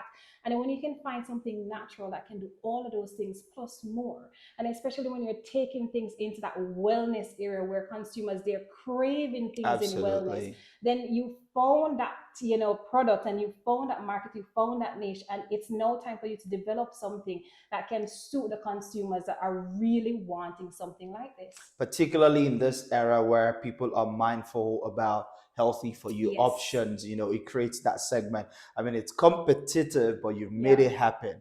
And I know that for us entrepreneurs, we always have a goal in mind, and then finally we achieve it. It feels like, yes, we're done, but then we remember, there's more. Now we've got to do something else. So what's next for the matcha yard and the spice refresher? Oh my goodness. So as it relates to the spice refresher, what we want to expand our line, because we are in the business of culture and function. So it is, our tagline is basically combining flavor with function. That flavor is those Jamaican spices, and the function is the functionality of matcha in these beverages. So we want to expand the beverage line. But what we also want to do is introduce other cafes or other industries to matcha in general. So we have our matcha, which we're expanding this line of matcha. So not only do we have the ceremonial matcha, we have flavored matcha as well. So we have peach matcha, chocolate matcha.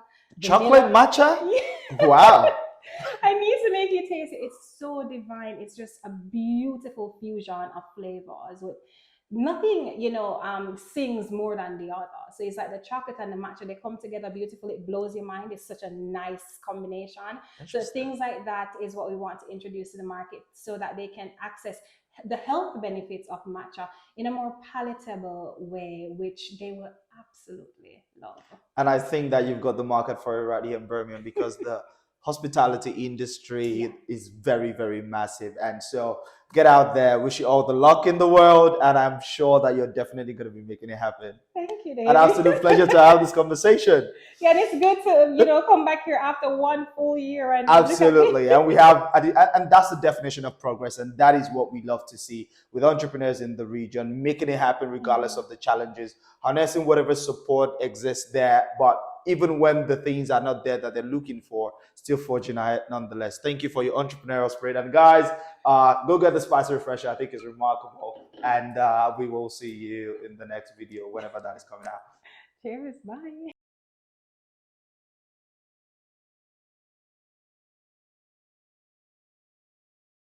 So now you know all about our exciting new initiative, and we look forward to seeing some of the nominations and the entries coming forward over the next few weeks. We're now going to turn our attention to international trade, the opportunities and the risks as well of trading overseas. And we've got a varied panel here to talk through some of the big issues. So I'm going to invite them to introduce themselves. Thank you very much, Carl. Great to be back with you. I'm Paul Faulkner. I'm Chief of Staff for the Richardson family business, obviously well known around these parts for sort of real estate and property development over the years, but now the business has very much evolved into an international investment business, still operating here in the UK and parts of Europe, but also investing in growing businesses in a number of core markets, including North America, Australasia and Singapore. Lots to pick up on there in a minute then. So. Hi, so thanks for being here. I'm heading up the Customs and Excise team within Evelyn Partners So it's a national team. We assist clients across the country with imports and exports. Hi, I'm Asker Ali. I'm the head of transfer pricing at Evelyn Partners. What we specialise in is we support international businesses scale up and expand into international markets and do that in a proper way, and also to try and optimise their tax position wherever possible as well as they expand into those markets. Hi, Ben McFarlane from the Acme Whistle Company, and we have been selling whistles for 153 years internationally, pretty much every country in the world. Absolutely, the silent dog whistle, is that right? That's yours. Invented in the 1930s, yes. It's what, but I guess, is that one of the things people still know you for? Oh yeah, definitely, along with lots and lots of other things, yeah. Paul, let me come to you first. I mean, so as you said there in your introduction, the Richardsons will maybe be known as very much a locally based company. But what's the process for going international, and how long has that been on the, as part of the portfolio? Yeah, it's not happened overnight, and I think in a family business you're constantly evolving and changing, and obviously while I suppose in the Midlands the family are very well known for some of the developments in the early 80s and 90s, Maryhill Shopping Centre, lots of central Birmingham as well. But over the last 10 years now the business has been developing out a growth capital portfolio which is investing in growing businesses, great management teams, and been doing that in a number of different territories. So we've had investments in an artisan bakery in Singapore, for example, which we've been in. That's now been sold and we've exited successfully. So it's not new to what the family does, but I think increasingly it takes a bigger sort of percentage of what the group is looking to, or what the group is doing. And as we sort of look ahead, I think that the appeal of diversifying where your capital is deployed, so you don't have all your eggs in one big sort of basket, is very, very attractive. And it's a big world. There's lots of opportunities out there, and from our perspective, we're keen to do more in those different territories. And Ben, talking about diversifying, do you say over how many countries did you say you've about 119 at the moment. What's the differences between, are there particular pockets, are there countries that you think, we're selling to X, that's going to be difficult, or we're selling to Y, and maybe the whole Brexit zone? Have you changed your attitude to all of that? Historically, Asia was difficult because of counterfeiting, but actually now that's probably our biggest growth market. There's a burgeoning middle class in China that wants the original, the genuine, the authentic, higher ticket items as well, so we've done very well there recently.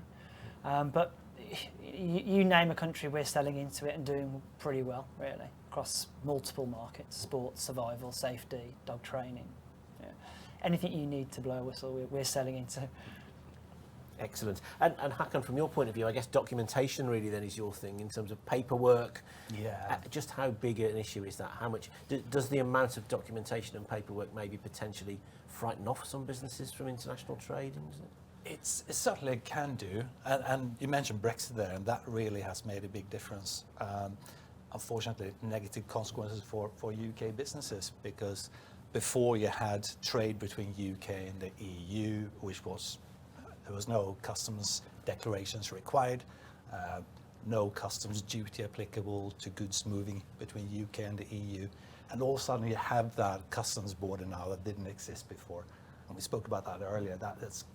It's automatically going to affect, I think, almost all companies, even indirectly. And you might be a UK company who's buying products from a UK supplier, but that supplier might have got the goods from the EU in the first place. So there's a hidden cost that is going to be traveling through the supply chain and hitting the parties involved. Is that cost as much time as it is money in terms of the... Yes, and also getting everything organized and arranged. You need to, unless you make the declaration in-house, which is difficult and requires resources, you need to find someone who can make the declaration for you. So if you're a small, medium-sized business and this is all new, then that can certainly be a big problem, taking time and being just complicating. And ask if I can throw one word at you, maybe to discuss compliance. Would that be... Yes, I think. I mean, I've been in transfer pricing for 20 odd years now, and I think compliance was a massive thing back then. It still is. Transfer pricing was always seen as quite a backward-looking function back then. You just had to churn out big documents and support the split of profits across group entities internationally. That's what transfer pricing is all about. I've sensed in my recent discussions with execs and senior management at international businesses, there's a shift towards a more optimizing role for transfer pricing. So whilst compliance is still massive and there's lots of tax controversy out there and tax authorities are trying to get as much tax take as they can from businesses like yourself through transfer pricing challenges and audits, execs now saying, if we move into this new market and this new market and this new market, what's the best and most tax optimized way of doing so? And a key lever for that is transfer pricing. So I think it is still compliance and it's still about risk, but it's also moved towards more optimization as well. Do you find that you have to explain or introduce the concept of transfer pricing to a lot of potential international traders then, or are they well versed when they come to you? I do actually, and just before I came on camera, I was explaining to someone what transfer pricing is, but essentially it's strictly speaking, it's around the pricing of your intercompany transactions between group entities around the world. So you've got to make sure that price is right, and if that price is right, then by definition the split of profits across your group is going to be compliant and correct, and that's really crucial. So for example, if you have low tax jurisdictions in your structure and you've got high tax jurisdictions like the US in your structure, you need to make sure that that's compliant, arm's length supportable, and you're not trying to shift profits into low tax jurisdictions. That's essentially what transfer pricing is. And it used to mean something very different to me, of course. Well, but that's another episode. In the football world, yeah, they were higher, weren't they, those transfer prices, I think, a little bit. So, what from your point of view then, from Acme's point of view, what are the biggest headaches when it comes to international trade? The nuances of the people that you're dealing with sometimes, and having to understand how they want to interact with you can be slightly different to how you would interact with someone, say, in the UK. So how you would deal with someone in America will be totally different to how you deal with someone in Japan. How you converse, how you communicate, paperwork, how they want to see that. That can be a challenge to understand that. Very simply, e-com has become a challenge into European markets. That's probably the biggest challenge that's come from Brexit. But then that becomes an opportunity where you create hubs within locations where those e-com clients are then serviced by a more streamlined distribution network. So there's always challenges, but it's how you then turn that on its head and make it a positive. Because there was always this stereotypical vision that British people just want everybody to speak English to them when you have a meeting, or you just speak English louder if you want them to understand you. Very luckily, most people speak English. But when there are the occasions where that isn't the case, there are other things that you can do to be able to communicate. But making the effort to actually understand somebody's cultures and habits, particularly I know maybe say Japanese businesses or people certainly from that area, that can be make or break a deal sometimes. It can, because they are very matter of fact. And you don't want to say something that you shouldn't, but also they realise that you're also from a different culture, so we have nuances in our culture that they might not understand. Hakan, from your point of view, what are some of the most common hurdles that you have to help businesses to get over then when it comes to trading abroad? I think, roughly speaking, for most clients will be about, on one hand, cost, and trying to make sure that you optimize in the sense that making use of free trade agreements or making use of duty reliefs. So try to minimize the cost really. But the other side of the coin really is about compliance and about doing things correctly. It's similar to transfer pricing. There are rules about how you classify products, how you value products that you move across borders. And I think it's a challenge both to kind of manage the additional costs, because it's a bottom line cost. Customs duty is not recoverable in the sense that VAT is. So you want to minimize that, and at the same time, of course, you want to make sure that you comply with all the rules. So I think it's a challenge in those two areas. For some companies, one is a more challenge than the other. When it comes to trading in the EU zone, have things calmed down a little bit or smoothed out a little bit since those early months after Brexit, or is it just that we've become more used to the new regulations? It hasn't really been better. If anything, there are actually a number of sort of, what should we call them, easements that's been in place from the UK side that gradually are disappearing. So next year we're going to have some additional checks and controls and document requirements for movement of food products. So I wouldn't say that it's getting easier. I think companies are slowly getting used to this new environment, the new landscape, but it's not really getting easier. It's still tough, I think. I mean, you've experienced that firsthand, right? So It just becomes the new norm. Yeah. And you know, the more and more you complain about it, nothing's going to happen. You just have to handle that situation in the best way possible. It's interesting you talk about the challenges into EU. We actually find that the sending into mainland Europe really easy. Sending anything into Ireland, horrendous. Why is that? Cost is ridiculously high, and also the challenges that the clients in Ireland are less understanding regarding the issues that have been arisen and what they then have to do, which is very difficult to get across at times. Because these relationships are going to keep evolving, aren't they? Yeah. Certainly like the UK with the EU and Brexit and sort of you get used to the new norm, but I'd imagine that trading relationship will change over time, and in some ways, you know, it will be 10, 15, 20 years down the line before you can really assess, you know, the success or otherwise of that, and you know, and equally at the same time, then I suppose the focus from the UK, you know, into other markets. I mean, we talk about sort of Asia, and I think McKinsey is saying there's going to be 60% of the world's middle class will be in Asia by 2030. You know, kind of just around the corner. There's initiatives like this, the CPTPP, the Comprehensive Trans-Pacific Partnership. I think I may have missed a C or a T or a P there, but I think you got most of them. Yeah. You know, could be really useful for helping the UK, which last time I checked wasn't sat anywhere particularly close to the Pacific, but to get a foothold in a market which is going to be really, really important for businesses who trade overseas. So it's fascinating, isn't it? And I guess it will, you know, keep advisors in plenty of work for many years to come as well. Zoom out a little bit as well, where you know we've been exporting for over 100 years, and there was challenges 100 years ago that are non-existent now, and there were challenges 50 years ago that are non-existent. There'll be challenges in 50 years' time that we don't even think about now. We have to manage those challenges in the here and now, but also realise that it isn't the end of the world. If you have a good product and people want the product and you can provide it to them at the right price, they will still take it. I think that's quite an important point. I mean, we're just at that point. The other point, aside from the customs piece, in terms of the UK leaving the EU, was around previously when we were part of the EU, if you were to move funds around the group via royalties or interest payments or dividends, that they'd be withholding tax-free, subject to certain conditions. So it'd be quite tax efficient. We're now out of the EU. We've lost those EU directives that were there to facilitate frictionless and free trade and all that kind of stuff. So now some of those payments are going to be subject to tax between the UK and the EU. Saying that, we work with lots of groups now, UK-headed businesses who are expanding into Europe.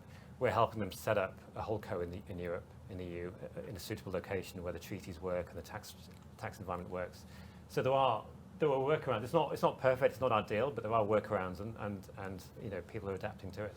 But are you also finding that at a time that we're in now, where the world is increasingly volatile and people are maybe having to look for opportunities to invest into markets where things are maybe in a better position than other parts of the world, there's more of an incentive to overcome some of these obstacles? Yeah, there's a bit of that. I think there's a wider view now in terms of where should we invest, where can we get better returns. As you said, the world is massively volatile. But I think converse to that, as a result of COVID and the Ukraine war and supply chain issues, people are now looking to onshore. They're looking for shorter supply chains. You know, massive disruption to supply chain, which impacts how you split profits along that supply chain. So we're seeing a lot of that as well, where you know they're trying to bring more stuff in internally. I don't know if you've seen that as well. But. Yeah, there's definitely a lot of reshoring going on. We're lucky enough that we've always been based in the UK, so we're not having to then bring things back. But some of our own supply chain, you can see that they're bringing expertise back into the UK, which can only be beneficial for us. What about the Made in Britain brand, the Union flag on everything? Do you think, Paul, that's still as strong overseas as it's ever been? Yeah, I do. I think you know, brand UK is very, very strong. I think, and you know, we're probably our own harshest critics, aren't we, in this country? Maybe that's the same in others. But you know, when you travel, I've been out on the road quite a lot. this year, and you can see that the Union Jack cuts through. People are interested in what goes on here, and some of our the royal family or sort of the cultural elements here. You know, the UK is a big player on the world stage. I mean, I mentioned CPTPP. The fact that the UK was able to get access to that, it was approved by Canada, Japan, Australia, New Zealand, kind of is because we're going to add value. They're not doing it out of the goodness of their hearts. And so I think there are opportunities. I know a free trade agreement with the US is very, very complex and probably not on the table for all sorts of reasons. But it's been interesting that the government have been signing these MOUs with individual states within the US. I think there's just been one signed with Florida. And I think they're talking to California. I think California is one of the top sort of dozen economies in the world if it was taken just on its own. And so, there's some nimbleness and flexibility which is quite heartening. And I think the fact that others want to talk to us shows us that they like doing business here. And there's loads of great reasons to interact with the UK. Rule of law that we've got here, the sort of sat right in the centre of GMT and places like, obviously London's a great mega city, but where we're sat today, Birmingham's got an awful lot to offer as well. And so, we shouldn't be too hard on ourselves and the value of the UK.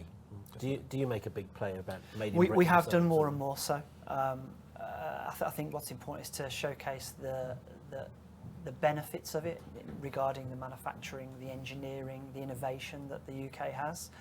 Having that front and centre is really, really important, and also to say and prove that everything is made in the UK is really, really important, because price can then be dictated by that. It's not that it's been made off-site and then brought off and stamped with a UK flag and you're selling it, at a high price point. You're actually saying, no, human beings are making this in a location in Birmingham by hand.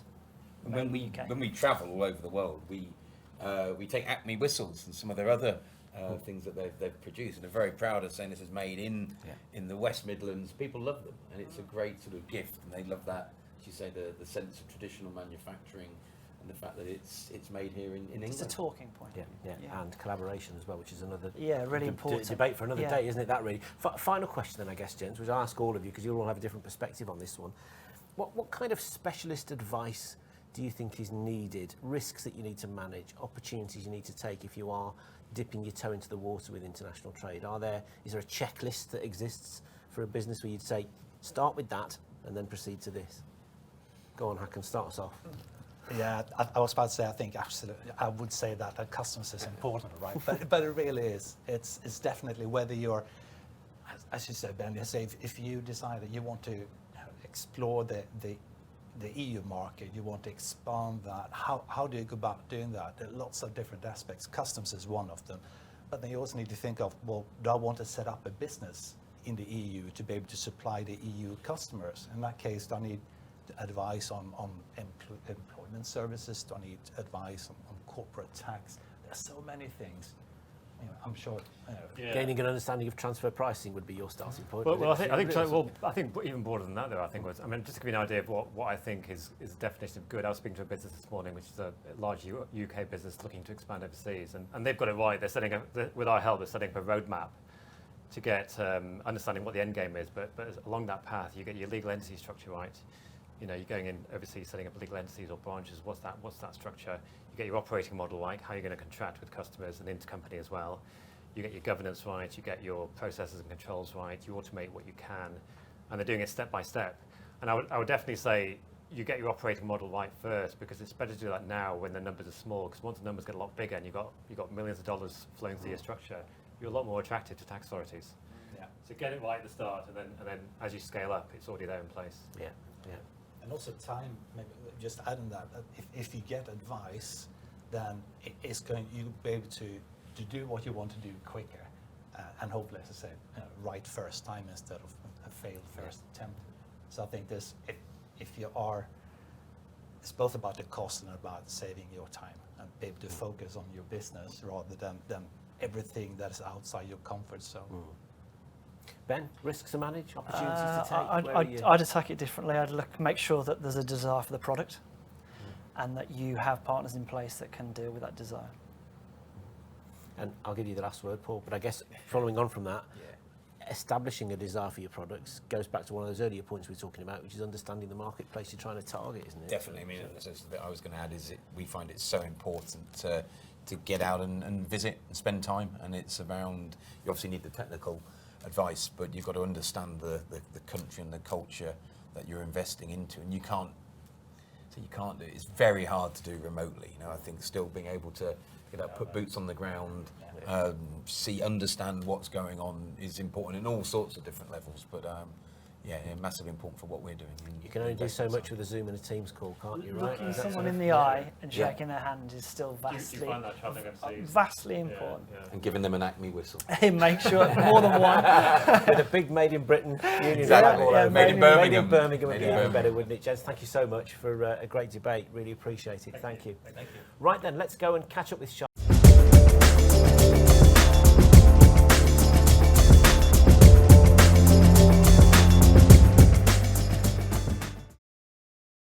Right, so we are now joined by Jane Harold from Evelyn Partners, and we're going to be discussing environmental taxes.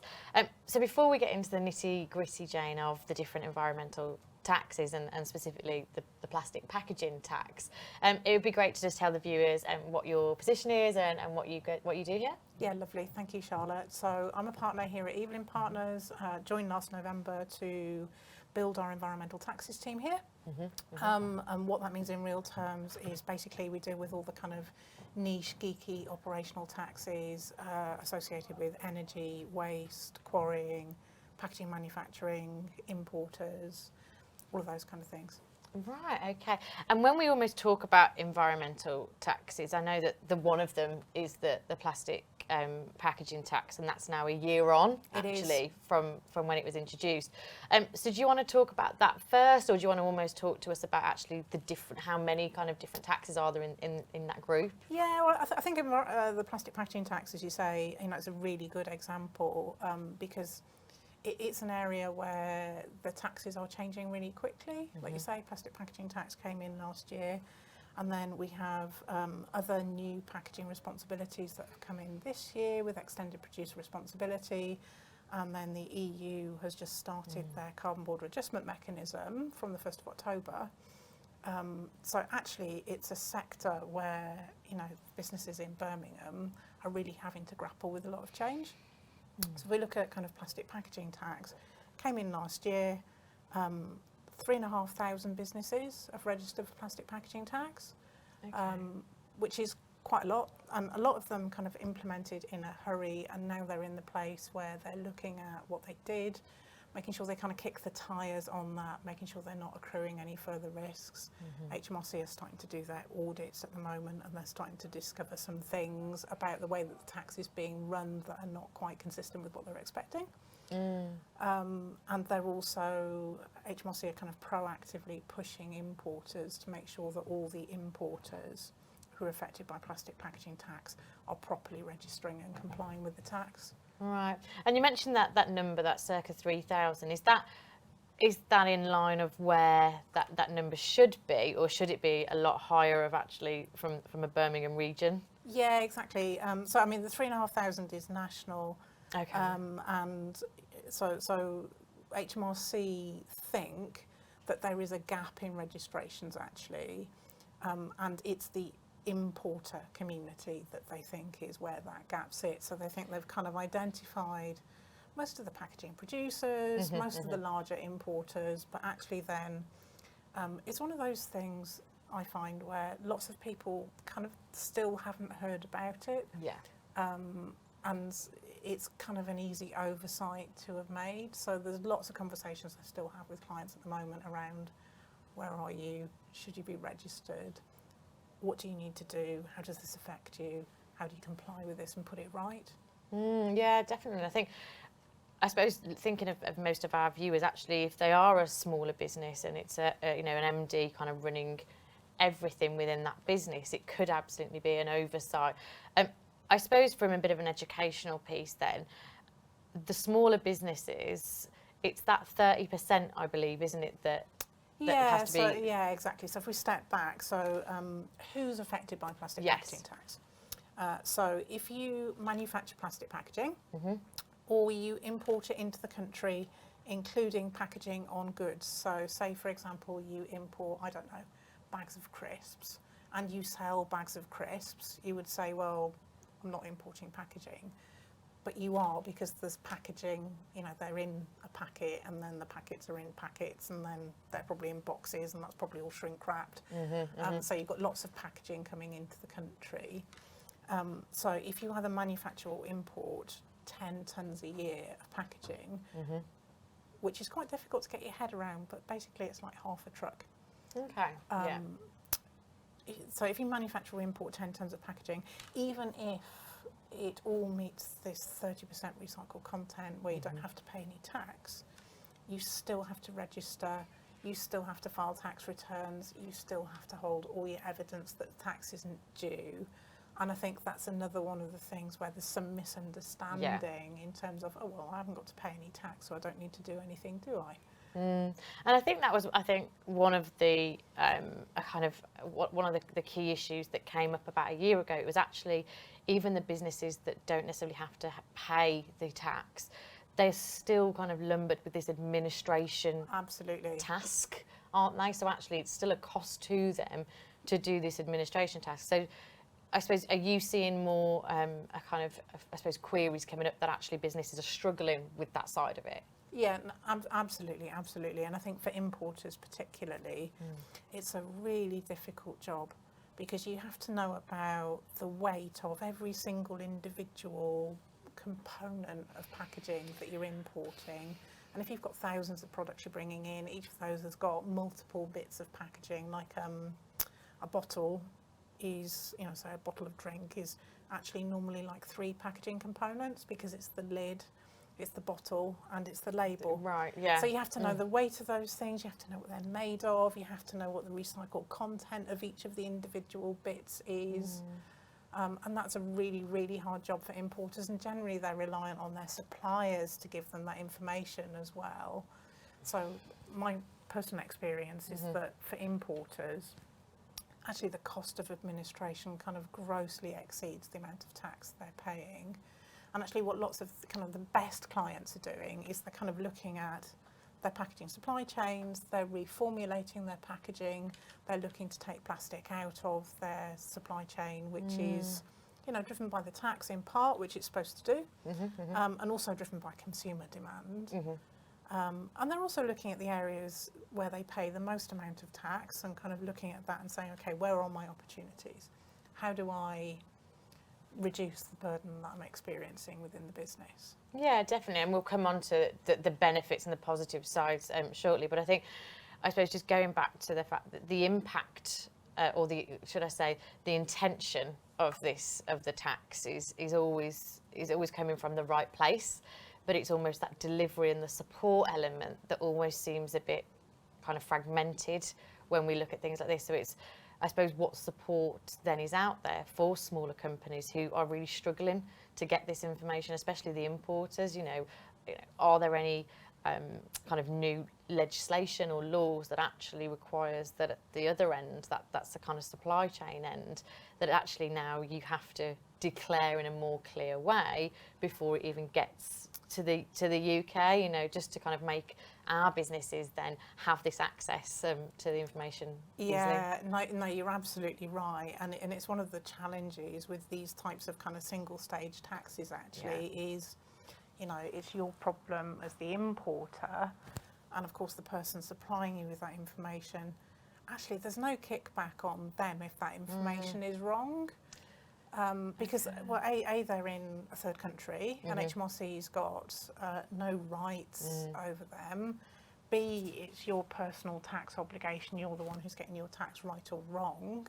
So you kind of need to be really careful about making sure. Lots of my clients, for example, because they're not sure about the quality of the evidence they get from their suppliers, say, about recycled content, what they do is they kind of look at that and say, well, I have to make a tax decision here. I either put it on my tax return and say, yes, it meets the 30% recycled content threshold, I don't owe any tax on that stuff, or I say, I'm not very happy that HMRC are going to accept that evidence if they ask me for it, So I will choose to voluntarily pay the tax on that, even though I've got evidence, because actually from a conservative tax risk management perspective, that's a better position for me to be in. I don't want to have an error in my tax return. I don't want HMRC to think that my risk is greater than it is, which will bring more scrutiny in other areas.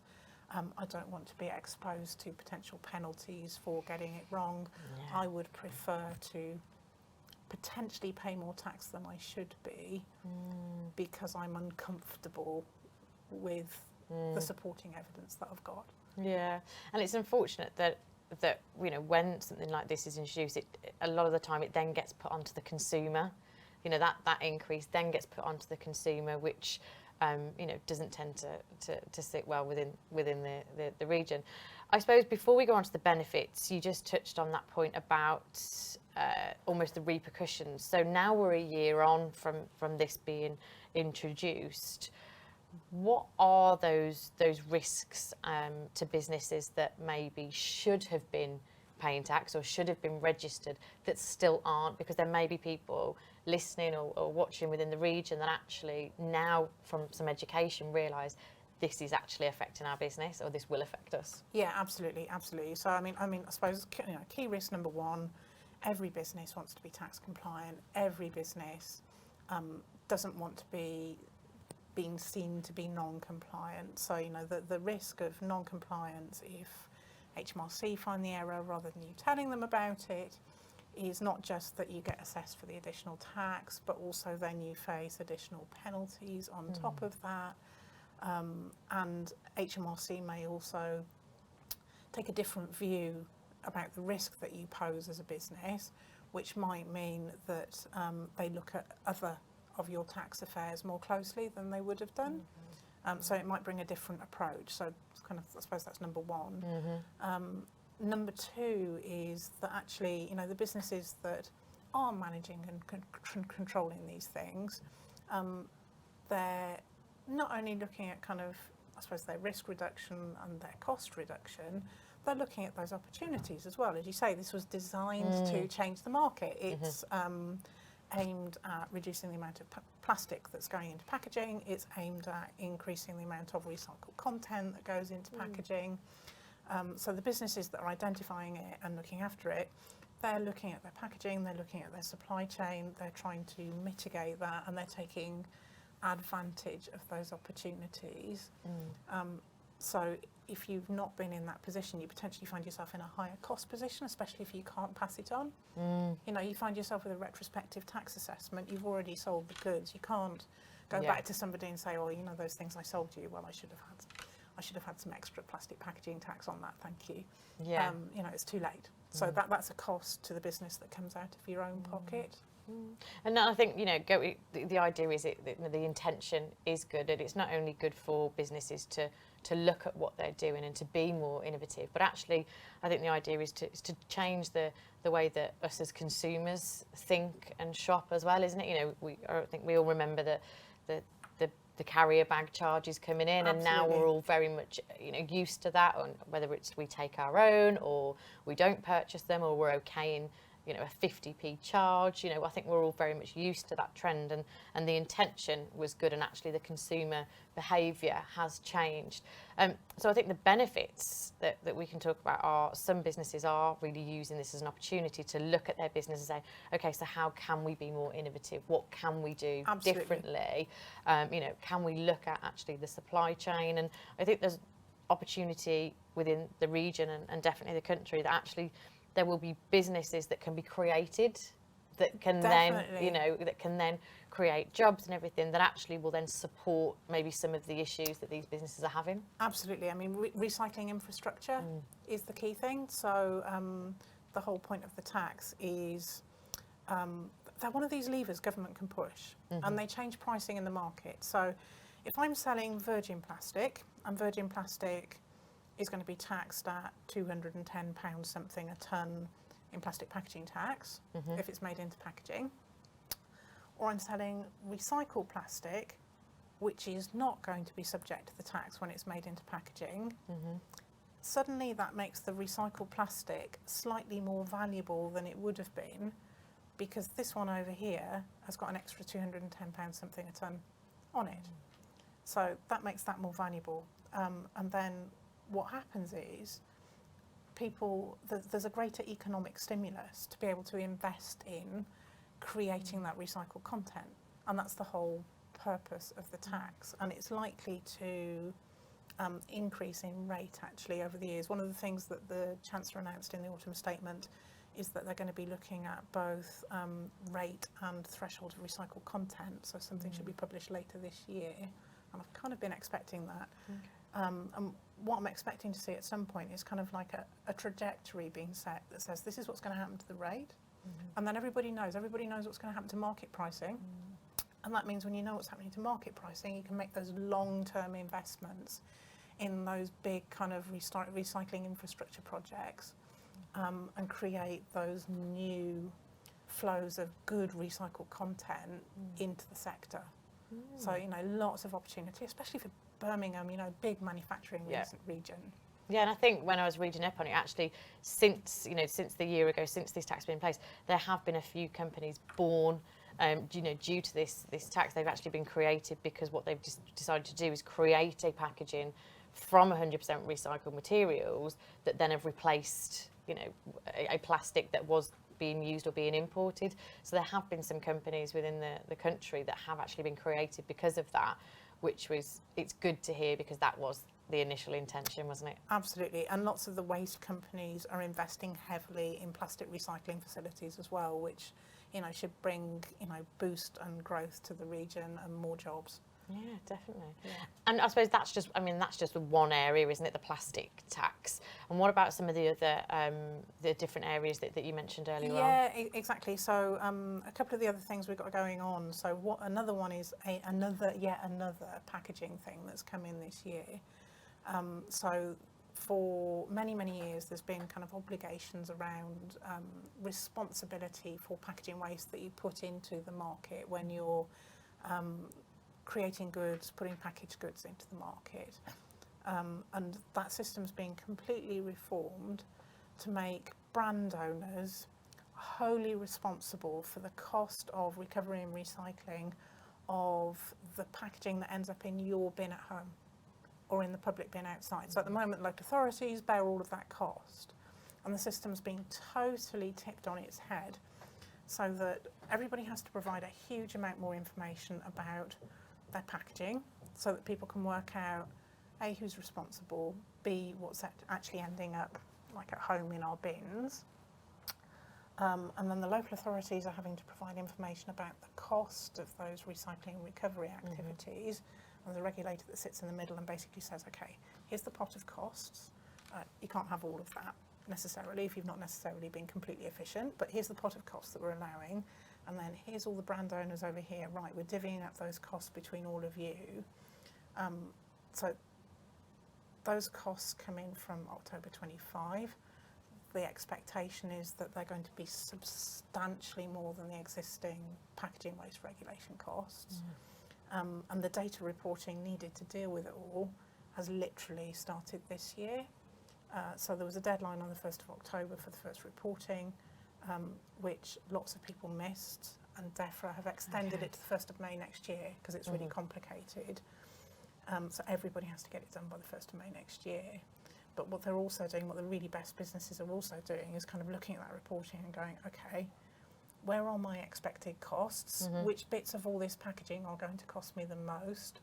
Where do I need to start changing my packaging? Where do I need to start redesign? How do I take away the difficult to recycle packaging like composite materials and change those for things that are easier to recycle, that are going to cost less in this new system? Right. Okay. I mean, it's been information and education packed. So thank you so much. I suppose final almost hint and tip from you to any business watching that sells anything to do with either plastic or packaging, what would that be? I think that would be to keep on top. Okay. To keep on top, because if you're not keeping on top, all of your competitors are. Some of your competitors are, and the really best businesses it's not just about keeping on top so you can comply, it's about keeping on top so that you can spot those opportunities and that you can make sure that the risks don't come and kind of bite you on the behind.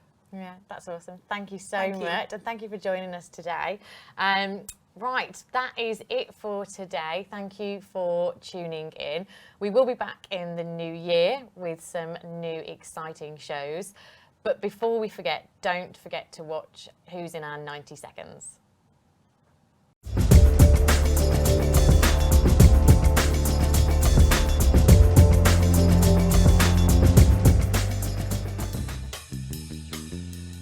What's the biggest challenge in your job? People. How do you think your colleagues would describe you? Bit of a mix. I'd say probably caring, hopefully, and also very determined. What qualities do you look for in colleagues? Passion, commitment, and being a nice person. The biggest decision you've ever made professionally? To start the business with Peter. Advice you would give to your younger self? Don't be afraid. The biggest influence on your business career? Seeing people who succeed despite the challenges that they face. Your favourite social media platform? I have to say LinkedIn. If you were an emoji, what would you be? Big smiley face, I think. Early bird or night owl? Or bit of both, I'd say, which is a killer. Your favourite place to unwind? In front of the telly with my cats. Gym workout, stroll in the park or TV box set? Oh, gym workout. Favourite musician? Used to love Spandau Ballet. Favourite film? Has to be Die Hard. Your dream dinner guest, dead or alive? Claude Monet.